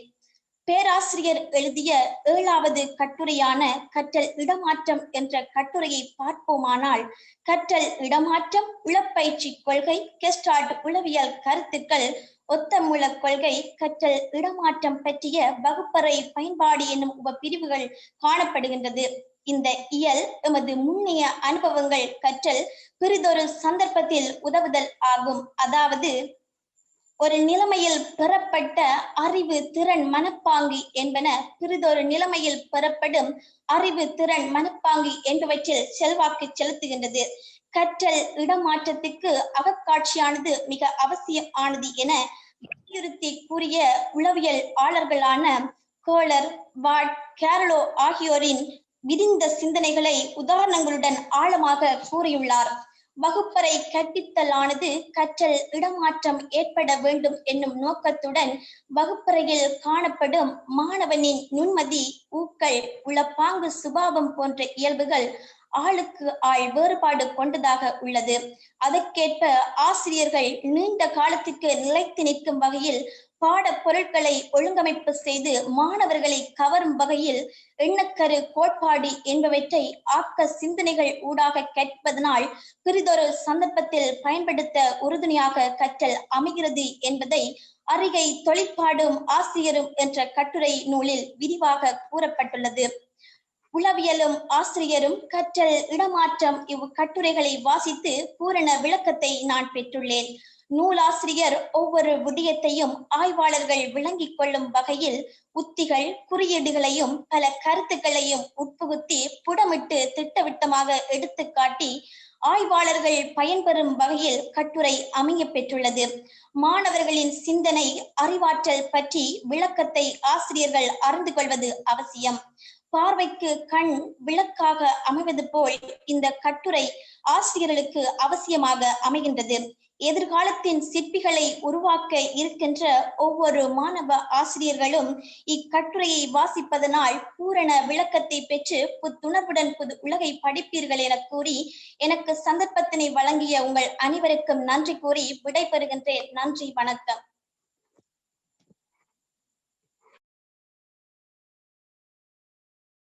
நன்றி மேரி அனுஷியா.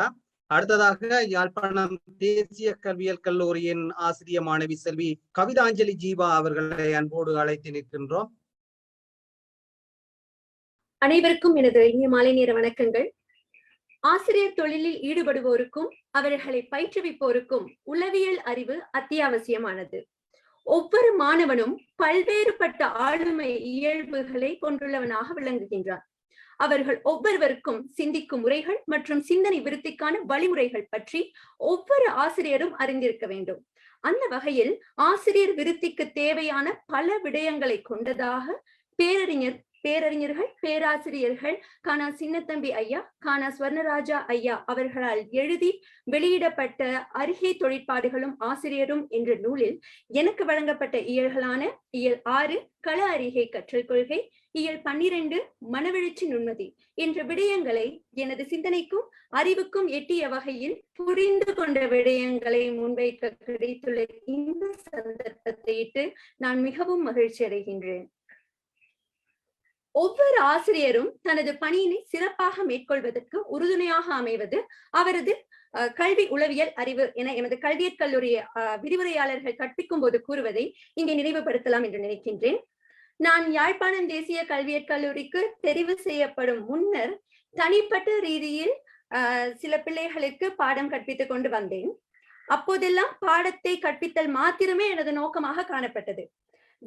யாழ்ப்பாணம் தேசிய கல்வியற் கல்லூரிக்கு வந்ததன் பின்னர் நான் கற்றுக்கொண்ட விடயங்கள் எனக்கு ஒவ்வொரு பிள்ளையினதும் விருத்தி மற்றும் கற்றல் நிலைமைகளை கையாளும் திறன் போன்றவற்றை ஆசிரியர் எவ்வாறு வளர்த்து கொள்ள வேண்டும் என்பதை பற்றி விளங்கிக் கொள்ளக்கூடியதாக இருந்தது. வாசிப்பு மனிதனை முழுமைப்படுத்தும் என்பது முதுமொழி. ஆனால் இந்த நூலை வாசித்த ஒரு ஆசிரியர் நிச்சயமாக முழுமை பெறுவார் என்பது எனது தனிப்பட்ட கருத்தாகும். இவ்வாறான நேரத்தில் இந்த நூலறிகை நூடாக வாசிப்பின் முக்கியத்துவம் தொடர்பாக கூறி இவ்வாறான உன்னதமான நூல்களை வாசிக்க சந்தர்ப்பம் அளித்த எமது பீடாதிபதி அவர்களுக்கு இந்நேரத்தில் எனது நன்றிகளையும் தெரிவித்துக் கொள்ள கடமைப்பட்டுள்ளேன். அந்த வகையில் பேராசிரியர்கள் பேராசிரியர்கள் அவர்களின் நூலை வாசிப்பதற்கான சந்தர்ப்பம் எனக்கு கிடைத்திருப்பது எனக்கு கிடைத்த மிகப்பெரிய ஒரு பெருமிதமாக காணப்படுகின்றது. இதனூடாக கற்றல் என்றால் என்ன, அது எவ்வாறு நிகழ்கின்றது, அதற்குரிய காரணிகள், கற்றலை மேம்படுத்துவதற்குரிய வழிமுறைகள் போன்ற பல வழிகாட்டல்கள் எனக்கு இந்த நூல் வழங்கி இருக்கின்றது. பல்வேறு உளவியலாளர்கள் அறிஞர்களினதும் கற்றல் பற்றிய கருத்துக்கள், கோட்பாடுகள் பற்றி மிக விளக்கமாக எளிய நடையில் என்னை போன்றவர்களுக்கு விளங்கும் வகையில் இலகு மொழி நடையில் எழுதியுள்ளார்கள் என்றே கூற முடியும்.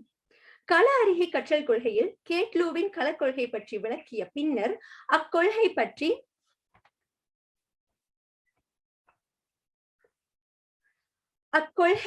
வகுப்பறையில் எவ்விதம் ஆசிரியருக்கு வேண்டிய அறிவை வழங்குகின்றது என உதாரணங்கள் மூலம் கூறியுள்ளது எனக்கு அக்கொள்கையை பற்றிய விளக்கத்தை மேலும் தந்திருக்கின்றது.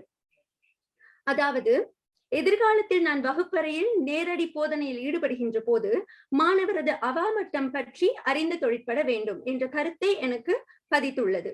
அவாமட்டம் என்பது மாணவரது குடும்ப சூழல், அதனுடைய இயல்புகள் பற்றி அறிந்திருத்தல் என்பதே ஆகும். உதாரணமாக, வகுப்பறையில் நாம் படிப்பித்துக் கொண்டிருக்கும் போது அங்கே வகுப்பில் உள்ள மாணவர்களின் தாய் தந்தையர்கள் வெளிநாடுகளில் அவ்வாறு இருக்கக்கூடிய சந்தர்ப்பங்களும் காணப்படுகின்றன. மாணவர்கள் எல்லா நேரமும் ஒரே நிதானத்தில் ஒரே சிந்தனையில் இருப்பார்கள் என்று கூற முடியாது. அவர்களது குடும்ப சூழல், தாய் தந்தையரை பற்றி யோசனையில் இருக்கும் போது நாம் அங்கே உள்ள வகுப்பறை சூழல் மற்றும் தனது ஆசிரியர் கற்பிக்கும் விடயம் ஆகிய அனைத்துமே அங்கு அந்த மாணவனுக்கு ஒரு வெறுப்பை ஏற்படுத்தக்கூடிய சந்தர்ப்பம் அங்கே காணப்படலாம். எனவே ஆசிரியர் அந்த ஒரு சூழலிலிருந்து மாணவனை வெளியே கொண்டு வர வேண்டும். அவனுக்கான ஒரு சூழலை உருவாக்கி அவனை தன் பாடத்தின்பால் ஈர்க்க செய்யும் ஆளுமையை ஆசிரியர் கொண்டிருக்க வேண்டும் என்பதை இந்த நூலை வாசித்ததனூடாக நான் அறிந்து கொண்டேன். அதே போல ரோல்வன் என்பவரின் குறிக்கற்றற் கொள்கை பற்றிய விளக்கங்கள், இதில் புற தூண்டிகளுடன் ஏற்படும் அனுபவங்கள் ஒருவனது அறிவில் மாற்றத்தை ஏற்படுத்துகின்றது, அதுவே கற்றலாகும் என்கின்றார். எளியின் மீது கொண்ட பரிசோதனையின் ஊடாக இடக்கற்றல், மறைக்கற்றல், வெகுமதி எதிர்பார்க்கை கற்றல் என்ற 3 பிரதான இனக்கருக்களை முன்வைத்துள்ளார். இதனூடாக வகுப்பறை செயற்பாட்டின் போது மாணவனின் முதிர்ச்சி, அனுபவம் என்பவற்றிற்கு பொருத்தமான கற்றல் இலக்குகளை தெரிவு செய்தல், அறிகைப்படம், புலக்காட்சியின் முக்கியத்துவம் போன்றன பற்றி என்னால் மிகவும் தெளிவாக விளங்கிக் கொள்ளக்கூடியதாய் இருந்தது. கெஸ்டால்ட் கற்றற் கொள்கையின் புலக்காட்சியின் முக்கியத்துவம் பற்றி எனது கல்லூரியின் நண்பியான கஸ்தூரி அவர்கள் கூறியிருந்தார். அதனை வழிமொழிந்தவராக அகக்காட்சி ஒன்றை ஏற்படுத்த புலக்காட்சி முக்கியம் என்பதை விளக்க கோலார் என்பவர் மேற்கொண்ட குரங்கு பரிசோதனை பற்றி வாசிக்கும் போது அந்த வாசிப்பு எனக்குள் ஆர்வத்தை தூண்டியது. இதனூடாக அகக்காட்சி தோன்றுவதற்கு உண்மை பொருள்கள், மாதிரி பொருள்கள் கீழ்வகுப்புகளில் அதிகம் பயன்படுத்த வேண்டும் என்பது பற்றியும், பிள்ளையின் உளவிருத்திக்கு ஏற்ப குறியீட்டு வடிவில் பாடப்பொருட்கள் வழங்கப்பட வேண்டும் என்பதையும் அறிந்து கொண்டேன். இது தவிர பாடத்தினுடைய அமைப்பு, பாடத்தினுடைய ஒழுங்கமைப்பு, பாடம் பற்றிய இலக்கு, வினா தொடுக்கும் போது கவனிக்க வேண்டியவை, மதிப்பீடு, முழுமை, முன் அனுபவ தொடர்பு, மாணவரை தேடி கற்க தூண்டல் என பல முதன்மையான விடயங்களை என்னால் சரியாக கொள்ளக்கூடியதாக இருந்தது. ஏனெனில் நாம் இன்று வகுப்பறையில் பாடத்தை கற்பிக்கும் செயற்திட்டம் ஒன்றை தயாரித்து முன்வைப்பில் ஈடுபட்டிருக்கின்றோம். அந்த செயற்திட்டத்தை தயாரிப்பதற்கு இவ்வாறான கற்றற் கொள்கைகள் எமக்கு வழிகாட்டிகளாக விளங்குகின்றன. அதே போல் சுக்னே என்பவரின் கற்றல் பற்றிய 5 கற்றல் வெளிப்பாடுகள், கற்றல் வகைகள் பற்றியும் விரிவாகவும் விளக்கமாகவும் என்னால் அறியக்கூடியதாக இருந்தது. இதில் பின்னூட்டல் கற்பித்தலின் ஒரு பிரதான கூறு. ஆசிரியர் பல வகையான ஊக்குவிப்பு செயல்களை பின்னூட்டலில் நடைமுறைப்படுத்தி கற்பிக்க வேண்டும் என்றும், மொழி வளத்தை மாணவர்களிடத்தில் அதிகரிக்க வேண்டும், உற்று நோக்கல் திறன் போன்ற இவ்வாறான பல விடயங்களை எமது தொழில்சார் வான்மை விருத்திக்கு உதவுவதாக அமைந்துள்ளன. நேரத்தை கருத்தில் கொண்டு எனது அடுத்த இயலான மனவெழுச்சி நிம்மதி சார்ந்த விடயங்களை சுருக்கமாக கூறி நிறைவு செய்யலாம் என்று நினைக்கின்றேன். ஆசிரியர்கள் மாணவர்களின் உணர்வுகளை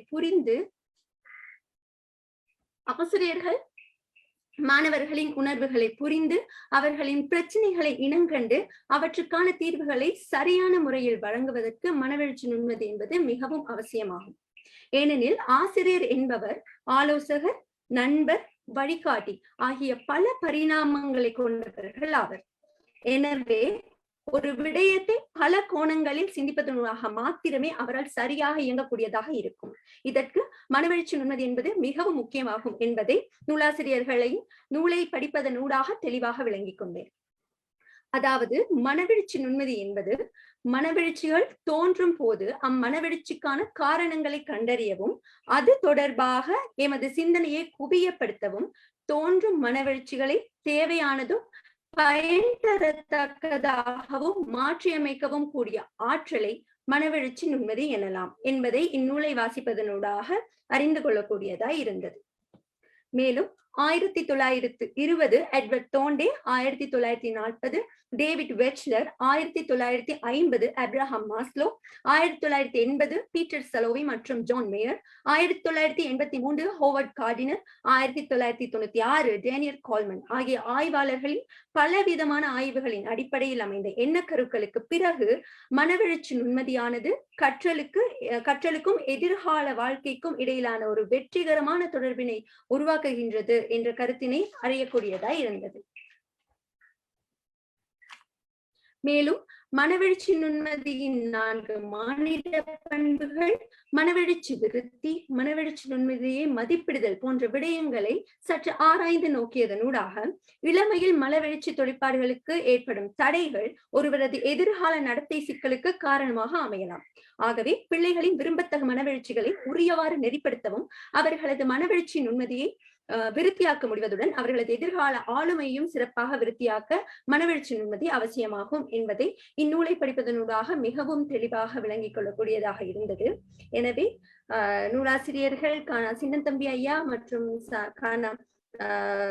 ஸ்வர்ணராஜா ஐயா அவர்கள் உன்னதமான நூலை வாசித்த போது இது எவ்வாறு ஆசிரியர் வாண்மை தொழிலுக்கு உதவி புரிகின்றது என்பதை எனது சிந்தனைக்கு எட்டிய வகையில் உங்கள் முன்னிலையில் கூறியுள்ளேன். எனக்கு இந்த வாய்ப்பை ஏற்படுத்தி தந்த குருஷேத்திரம் குழுவினருக்கு எனது மனமார்ந்த நன்றிகளை தெரிவித்துக் கொண்டு விடைபெறுகின்றேன். நன்றி. நன்றி. அது செல்வி கவிதாஞ்சலி ஜீவா, யாழ்ப்பாணம் தேசிய கல்வியற் கல்லூரி ஆசிரிய மாணவி. நன்றிகள். அடுத்ததாக வவுனியா தேசிய கல்வியற் கல்லூரி ஆசிரிய மாணவி செல்வி சசிகுமார் சிந்துஜா அவர்களை அன்போடு அழைத்து நிற்கின்றோம். அனைவருக்கும் வணக்கம். நான் உங்கள் முன்னிலையில் எடுத்துக்கொண்டபடி 12 தலைப்புகள் காணப்படுகின்றன. அதில் நான் எடுத்துக்கொண்ட தலைப்புகளானது ஞாபகம் மற்றும் வித்தியாசம். சில பல விடயங்களை உங்கள் முன் கூறலாம் என வந்துள்ளேன். அந்த வகையில் ஞாபகம் தொடர்பாக முதலில் பார்ப்போம். நூலாசிரியர் ஞாபகம் தொடர்பாக சில கருத்துக்களை முன்வைத்துள்ளார். நனவு நிலையில் இருக்கும் விடயமானது எமது மரபை பற்றியும் அறிய வைக்கின்றன. மேலும் ஞாபகம் கற்றலுக்கு உதவியாகவும்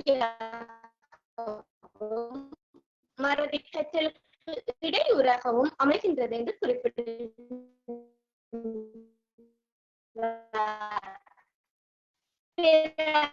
சின்னத்தம்பி அவர்கள் ஞாபகத்தின் அரிய அம்சத்தை 3 வகையாக பிரிக்கின்றார். மனனம் செய்தல், மனதை நிறுத்தி வைத்தல். முதலாவது பிரிவான மனனம் செய்தலில் கற்றவற்றை மனதை நிறுத்தி வைத்தல் தேவைப்படும் போது நினைவு நிலை கொண்டு வருதல் ஆகியவை திறம்பட ஏற்படுவதற்கு அவசியமாக அமைவது மனனம் செய்தல் என குறிப்பிடுகின்றார். கற்கும் விடிய ஒழுங்கமைப்பு, கற்கும் சூழல், ஓய்வு, கவன வீச்சு, பாடத்தின் கருத்துடைமை, கற்கும் முறை என்பனவாகும். தவிர்க்கப்படுதல் நூலாசிரியர் குறிப்பிடுகின்றார். மேலும் இதனை 8 கூறுகளாக கூறியுள்ளார். அவையாவன: குறுக்கீடு அல்லது அகத்தடை, பயிற்சி முறை, மீட்கும் சூழல், கற்ற வேகம், உடல்நிலை மாற்றங்கள், உடலியல் மாற்றங்கள், ஆற்றல், மிக கற்றல் என்பன. அடுத்து 3வது பெரும் பிரிவான நினைவுபடுத்தலில் நாம் கற்ற விடயங்களை நினைவில் நிறுத்தி வைத்து பின்னர் தேவையான போது அவற்றை நினைவுபடுத்துகின்றோம் என்று குறிப்பிடுகின்றார்.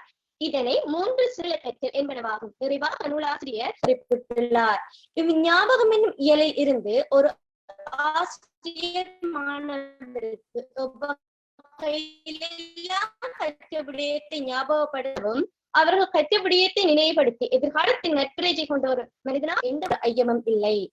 ஆசிரிய மாணவியான நான் இந்த ஞாபகம் தொடர்பான இயலை வாசித்து பயன்பெற்றுள்ளதால் எதிர்கால மாணவர்களுக்கு இருப்பேன். ஆசிரியர்களாகிய நீங்களும் இந்நூலை கூற இருப்பது பேராசிரியர் சின்னத்தம்பி அவர்கள் எழுதிய அருகே தொழிற்பாடும் ஆசிரியரும் என்ற நூலில் நான் வாசித்த மொழி விருத்தி பற்றிய இயலையே. மனிதனை வேறுபடுத்தும் இயல்புகளில் மொழி விருத்தியும் ஒன்று. அதாவது அதனைக்காக விட்டு மொழி விருத்திய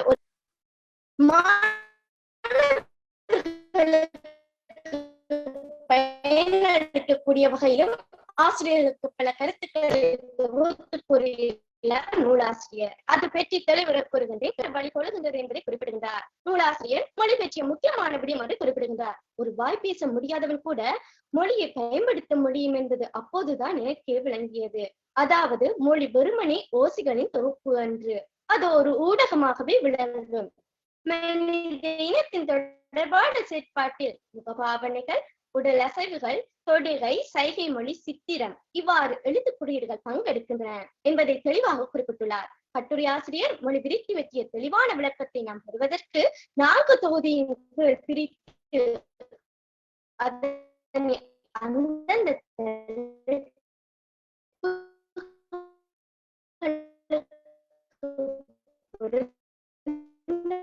வகையில் விளக்கியுள்ளார்.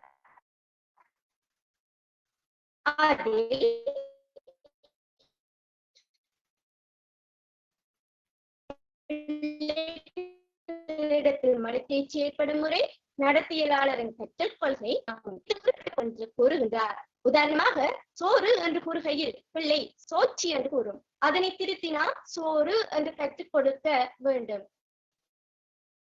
இவ்வாறு ஒரு பிள்ளை மொழியை கொள்கிறது. நாமே அப்பிள்ளையை சரியான முறையில் உச்சரித்து வழிபடுத்த வேண்டும் என்று குறிப்பிடுகிறார் நூலாசிரியர்.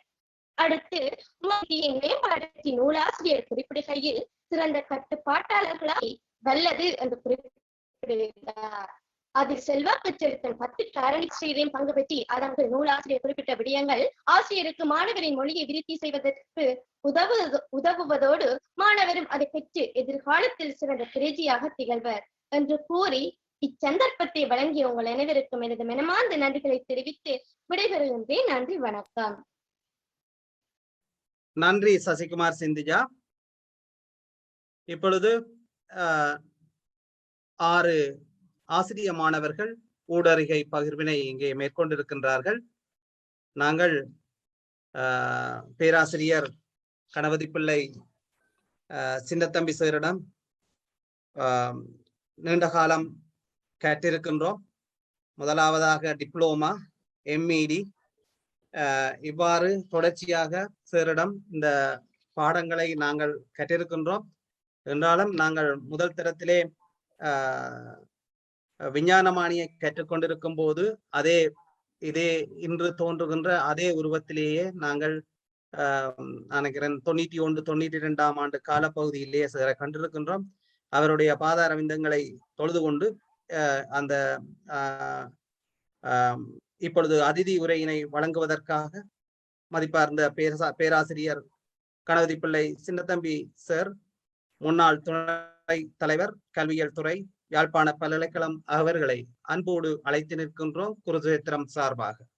இன்றைய இந்த நிகழ்வுக்கு தலைமை தாங்குகின்ற என்னுடைய அன்புக்குரிய பரமானந்தன், இந்த அமைப்பினுடைய ஏற்பாட்டாளர், ஆரம்ப ஏற்பாட்டாளர் என்ற வகையிலே அவருக்கும், என்னுடைய மாணவனாகவும் நண்பனாகவும் தொடர்ந்து இருந்து கொண்டிருக்கின்ற அன்புக்குரிய சுவன்ராஜா அவர்களே,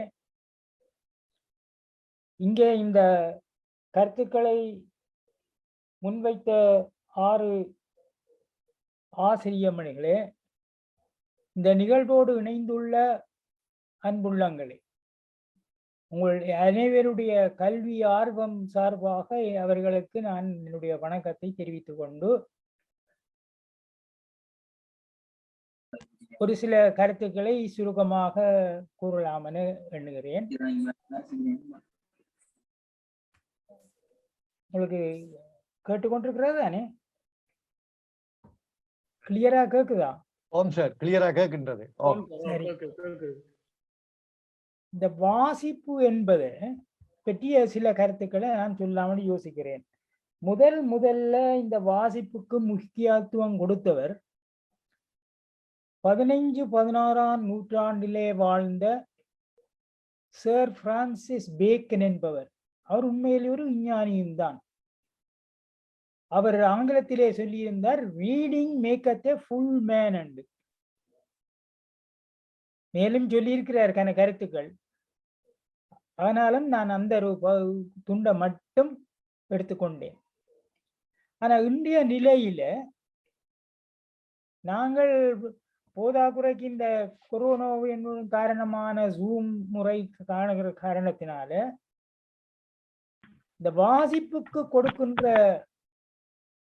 முக்கியத்துவம், அதை மேற்கொள்ளுகின்ற முறை என்பவற்றை நாங்கள் மறந்து விட்டோமோ அல்ல பின்தள்ளி விட்டோம்.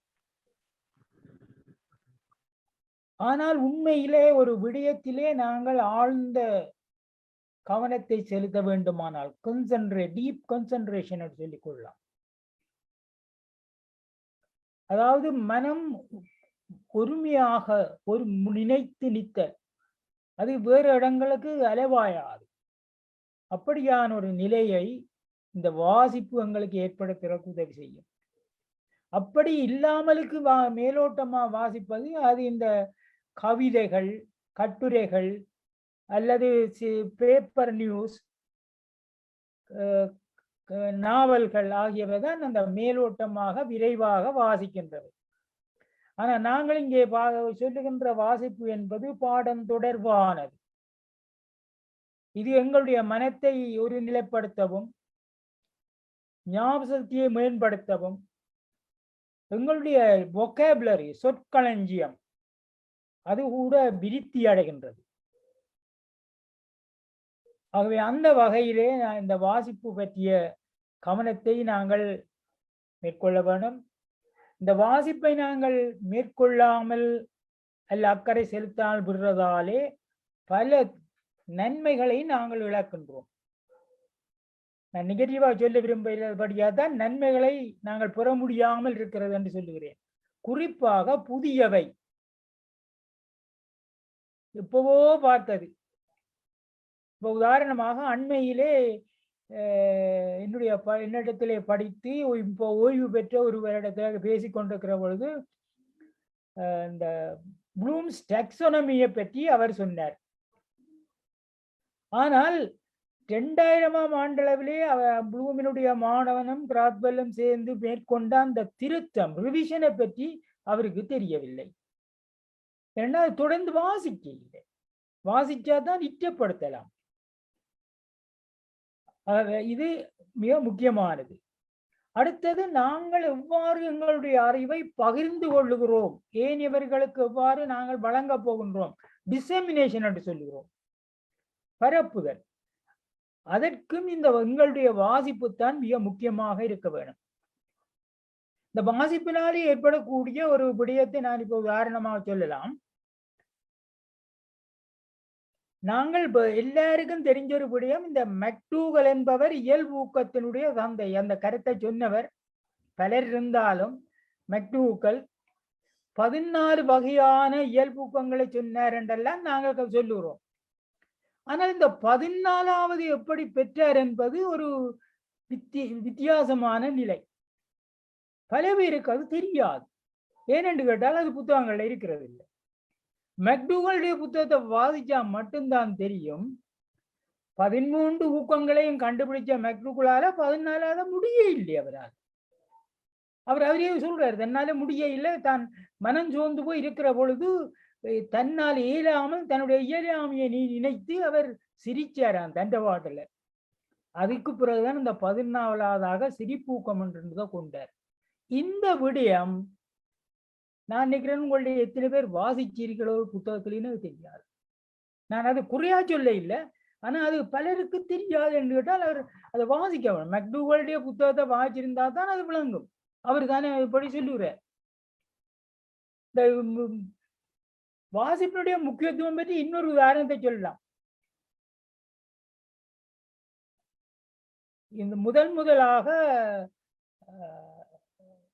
பாடசாலைக்கு கிரேட் 1 போகின்ற ஒரு பிள்ளை, 5 வயது முடிந்து 6 வயதுல பள்ளிக்கூடத்துக்கு போற பிள்ளை இங்க இல்லையே, அது அமெரிக்கால. அந்த பெற்றோரை கூப்பிட்டு அந்த பாடசாலை நிர்வாகம் சொன்னதாம், அது அவர்கள் சொன்னதுதான், நாங்கள் வாசிப்பில தான் முக்கியமான கவனம் செலுத்துவோம். இந்த பிள்ளையினுடைய முதலாவது போன இடத்திலே அவர்கள் வாசிப்பிலே முக்கியத்துவம் செலுத்தாகவே அவர்கள் முதலாவது வகுப்பிலேயே வாசிக்கிறது பற்றி அவர்கள் அக்கறை காட்ட சொல்றார்கள். நான் குறையாக சொல்லவில்லை, ஆனா உங்களுக்கும் தெரிய வேணும். என்னிடத்திலே படிக்க கட்டுரை எழுதுற ரொம்ப பேர், சில பேர் இந்த புத்தகத்தை கொண்டு வருவார்கள். ஆனா எல்லாரும் இந்த அரிய தொழிற்பாடுகளும் ஆசிரியருடைய புத்தகத்தை சரியா எழுதுற இல்லை. இது ஒரு உண்மையான சம்பவம். அது இன்றைக்கும் அது நிகழ்ந்திருக்குது. அரிய தொழிற்பாடும் ஆசிரியரும் என்று சொன்னவர்கள் இருக்கிறார்கள். அந்த புத்தகத்தை நீங்கள் வாசிச்சிருந்தால், அரிய தொழிற்பாடுகளும் ஆசிரியர் என்றாலே உடனடியான ஒரு செய்தி அங்க வருகிறது. இந்த காக்னிட்டிவ் ப்ரோசஸஸ் ஒன்றுக்கு மேல இருக்கு, இப்ப நிறைய இருக்குது. ஆகவே இந்த நூல் தனியா அந்த காக்னிட்டிவ் ப்ரோசஸை பற்றியது. ஆகவே என்னிடத்திலே வருகின்ற எம்இடி எம்ஃபில் மாணவர்கள் உட்பட இந்த புத்தகத்திலே அப்ப அவர்களும் வாசித்து தான் இருக்கிறார்கள் புத்தக தலைப்பு. இன்னொரு கேள்வி, இன்னொரு ஞாபகத்துக்கு சொல்ல விரும்புகிறேன். இந்த புத்தகத்தினுடைய அட்டப்படத்திலே அது சொல்றது நெவர் எண்டிங் ஸ்டெப்ஸ் என்று, முடிவுறாத படிக்கட்டுகள். எந்த இடத்துல ஏறினாலும் நீங்கள் அந்த படிக்கட்டு வழியை ஏறிக்கொண்டு போக கிடையாது, அது எடுத்து தான் வரும். இதை பற்றியே இந்த நூலில் ஒரு குறிப்பிட்ட ஒரு பக்கத்திலே கூறப்பட்டிருக்கிறது. அதே எத்தனை பேர் வாசித்தார்கள் என்றது எனக்கு தெரியாது. ஆனா நான் இதை ஞாபகத்துக்கு சொல்லுகிறேன். இன்னொரு விடயம் எனக்கு ஞாபகத்திலே வந்தது. 2000ஆம் ஆண்டு ஏதோ ஒரு சந்தர்ப்பத்தில் எங்களுக்கு இந்த 17 பல்கலைக்கழக விரிவுரையாளருக்கு யூகேக்கு போற ஒரு வாய்ப்பு வந்தது. அங்கே போன இடத்திலே என்னிலே விருப்பம் கொண்ட என்னுடைய ஒரு கசின் பிரதருடைய சன் அங்க நல்லா இருக்கிறார். அவர் சொன்னார், நான் எல்லாரையும் ஒரு இரவு போசனத்துக்கு கூப்பிடுகிறேன் என்று. இரவு போசனம் தந்தார். லண்டன்ல ஒரு 17 பேருக்கு சாப்பாட்டு ஒரு ஆள் கொடுக்குறேன் என்றால் என்ன தவிர நான் நினைக்கிறேன் மற்றவர்கள் எல்லாருக்கும் போத்தலும் தான். ஆனால் அவர் சொன்னார், சித்தப்பாக நான் ஒரு பிரசன்ட் வச்சுக்கிறேன் என்று. நீங்கள் ஓய்வெடுத்ததுக்கு பிறகு ஷேக்ஸ்பியருடைய ஃபுல் வால்யூம்னு சொல்லி அது ஒரு பெரிய புத்தகம். நான் நினைக்கிறேன் அந்த அளவு பெரிய புத்தகத்தை கண்டிருக்க மாட்டேன். சாதாரண இந்த சேம்பர் டிக்ஷனரியை விட கூட பெரியது. இது ஓய்வு காலத்துல நீங்கள் வாசிக்கிறது கண்டு ஷேக்ஸ்பியருடைய ஃபுல் வால்யூம். நான் இன்னும் வாசிக்கல. என்று கேட்டால் ஓய்வு காலத்திலேயும் ஓய்வு வர இல்லை. ஆகவே இந்த வாசிப்புக்கு நாங்கள் கொடுக்கின்ற முக்கியத்துவம் இதிலே நாங்கள் ரொம்ப பேர் இந்த வாசிக்கிற பொழுது சில வேளையில யோசிக்கிறோம், நாங்கள் மௌன வாசிப்பு உரத்து வாசித்தல் என்ற விடயங்கள்ல வருகிறது. ஆனா பல ஆய்வுகளுக்கு கூடாக நாங்கள் வெட்கப்படக்கூடாது, மற்றவர்களுக்கு இடைஞ்சல் என்று எண்ணக்கூடாது. உரத்து தான் வாசிக்க வேணும்.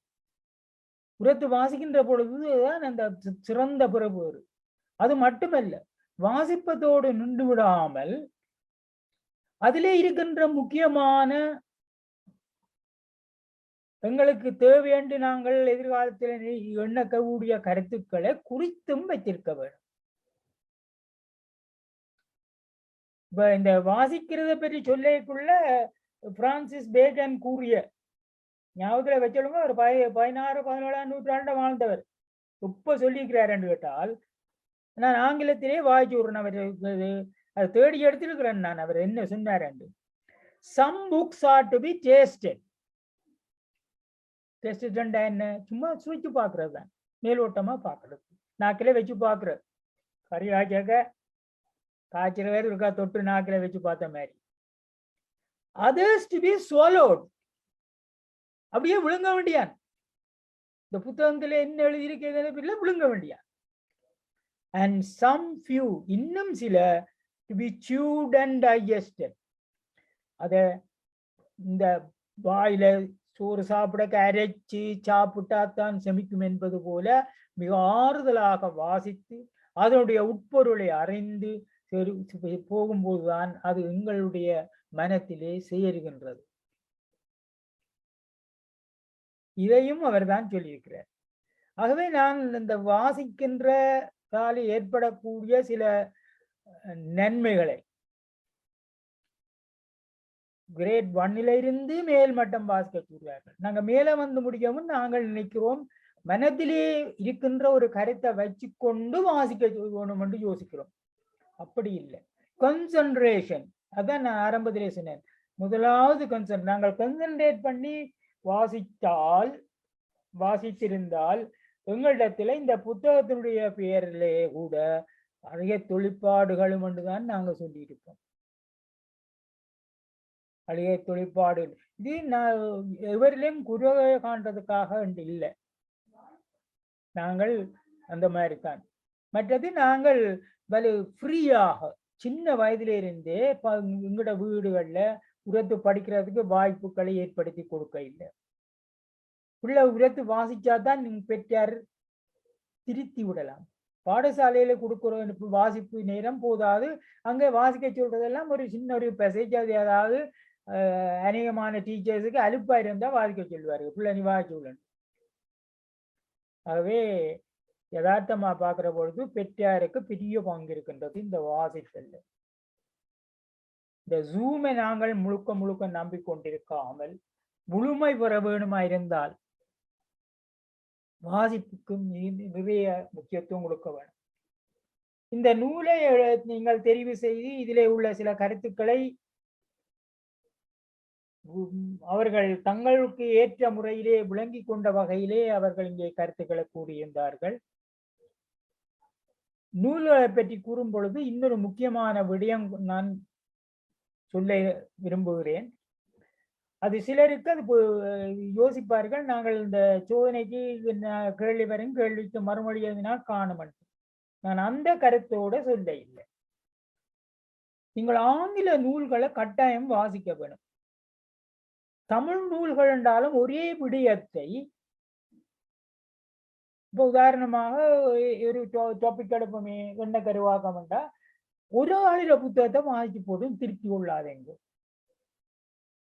தமிழ்லயே எழுதியிருக்கணும் பலர், அந்த ஒவ்வொரு நபர்களுடைய நூல்களை வாசிங்கோ. அதுக்கு காரணம் என்னன்னு கேட்டால் ஆங்கில மொழியிலேதான் உண்மையான ஆய்வுகளும் உண்மையான கிரியேட்டிவ் திங்கிங், அதாவது ஆக்க சிந்தனை எல்லாம் உள்ள நூல்கள் ஆங்கிலத்துல நிறைய இருக்கு. அந்த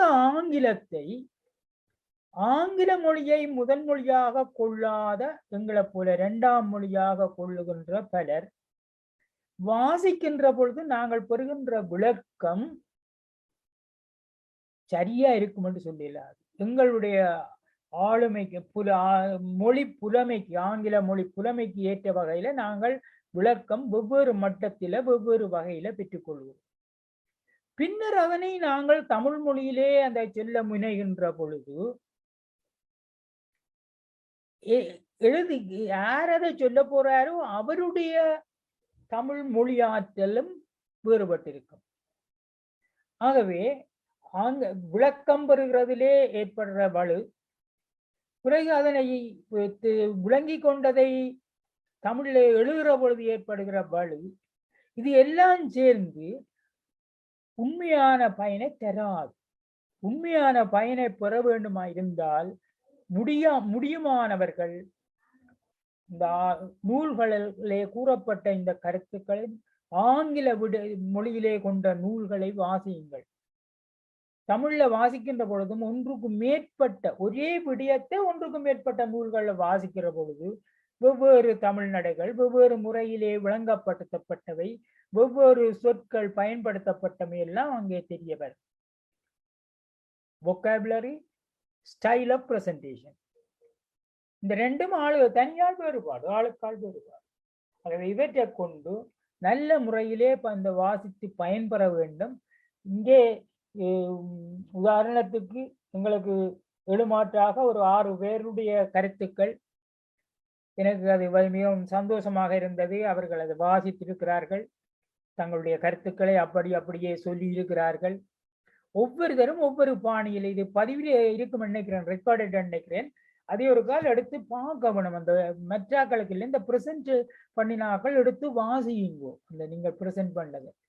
அப்போ தெரியும் ஒவ்வொருத்தருக்கும் ஒவ்வொரு வகையான ஆளுமை. நீங்கள் எல்லாரும் வாசிச்சிருக்கிறீர்கள், எல்லாரும் விளங்கி இருக்கிறீர்கள், அதுல ஒரு பிரச்சனை இல்லை. ஆனா 6 பேரும் 6 வெவ்வேறு ஸ்டைல், வெவ்வேறு மோட். ஆகவே இதுல அவர்களுக்கு விசேடமாக என்னுடைய நன்றி. என்னன்னு கேட்டா மற்றவை வாசிக்கணுமோ இல்லையோ இல்லையில அவ கட்டாயம் வாசிச்சிருக்கிறேன், அது தெரியுது. சரி, இந்த வாய்ப்பை தந்ததுக்கும் இந்த நூலை எடுத்து என்னையும் ஒரு வழியில என்னையும் நண்பர் சுவராஜ ரெண்டையும் நீங்க கௌரவப்படுத்தினு கூட சொல்லிக் கொள்ளலாம். அந்த வகையிலையும் இது தவிர நீங்கள் யாராக இருந்தாலும் இந்த நூல் தொடர்பான ஏதாவது கருத்துக்கள் இதிலே திருத்தி அமைக்கக்கூடிய மாற்றக்கூடிய விடயங்கள் இருந்தால் எங்களுக்கு தெரியப்படுத்துகிற பொழுது இனி வர வேண்டிய புதிய பதிப்புகளிலே நாங்கள் அவற்றையும் உள்வாங்கக்கூடியதாக இருக்கும். அதிலே இந்த புத்தகம் இது நிறைவாகிவிட்டது, இதுலேயும் ஒன்று சொல்ல இல்லை நினைக்க கூடாது. அப்ப நிறைய திருத்தங்கள் செய்யலாம். ஆகவே அதை நாங்கள் எப்பொழுதுமே வரவேற்போம் என்பதையும் கூறிக்கொண்டு இங்கே என்னை பேசுமாறு அழைக்க முன்னுக்கு நின்றவர் அம்பிகவாகன். அவர் மிக கூடுதலான பழக்கம் ஏற்பட்ட இடம் கிளிநொச்சி. அதன் அப்போ அவர் அண்டர் கிராஜுவேட், அதுல இருந்து தொடர்ச்சியாக அவரோட இருக்கின்றபடியால் அவருக்கும் ஒரு நன்மை ஸ்பெஷலா சொல்லணும் என்று யோசித்தேன். மொத்தத்துல இங்கே இருக்கின்ற அனைவருக்கும் மீண்டும் நன்றி கூறிக்கொள்கிறேன். தேங்க்யூ. நன்றி சார். அருமையான ஒரு பொழுதிலே குருசேத்திரத்தில் இணைந்து இந்த நிகழ்வினை நடாத்திய அதிதி உரையினை தந்த எமது பேராசிரியர் கணபதி பிள்ளை சின்னத்தம்பி சார் அவர்களுக்கு நன்றியை கூறிக்கொண்டு அடுத்ததாக நன்றி உரை வழங்குவதற்காக எமது ஆசிரிய மாணவி அலி ஆன் ரக்ஷாந்தினி அவர்களை அன்போடு அழைத்து நிற்கின்றோம். பயந்தூக்கார் செய்யுதவி நயன் தூக்கின் நன்மை கடலில் பெரிது என்ற கூற்றுக்கிணங்க யாழ்ப்பாணம் தேசிய கல்வியற் கல்லூரியினால் முன்னெடுக்கப்பட்டு வரும் குருச்சேத்திரம் அறிவு பகிர்வு தொடர் 44 நிகழ்ச்சியில் நூல் ஊடர்கை தொடர் ஒன்றினை ஆரம்பித்து வரும் இன்றைய நிகழ்வுகளின் தலைவரும் குருச்சேத்திரம் நிகழ்விற்கு வித்திட்டவரும் இன்று நூல் அறிகை தொடரை நடாத்தி அதனூடாக அனைத்து கல்வித்துறையினருக்கும் வாசிப்பு ஆர்வத்தை ஏற்படுத்திய எமது கல்லூரியின் பீடாதிபதி உயர் திரு சுப்பிரமணியம் பரமானந்தம் சார் அவர்களுக்கு எமது மனமார்ந்த நன்றிகளை தெரிவித்துக் கொள்கின்றோம்.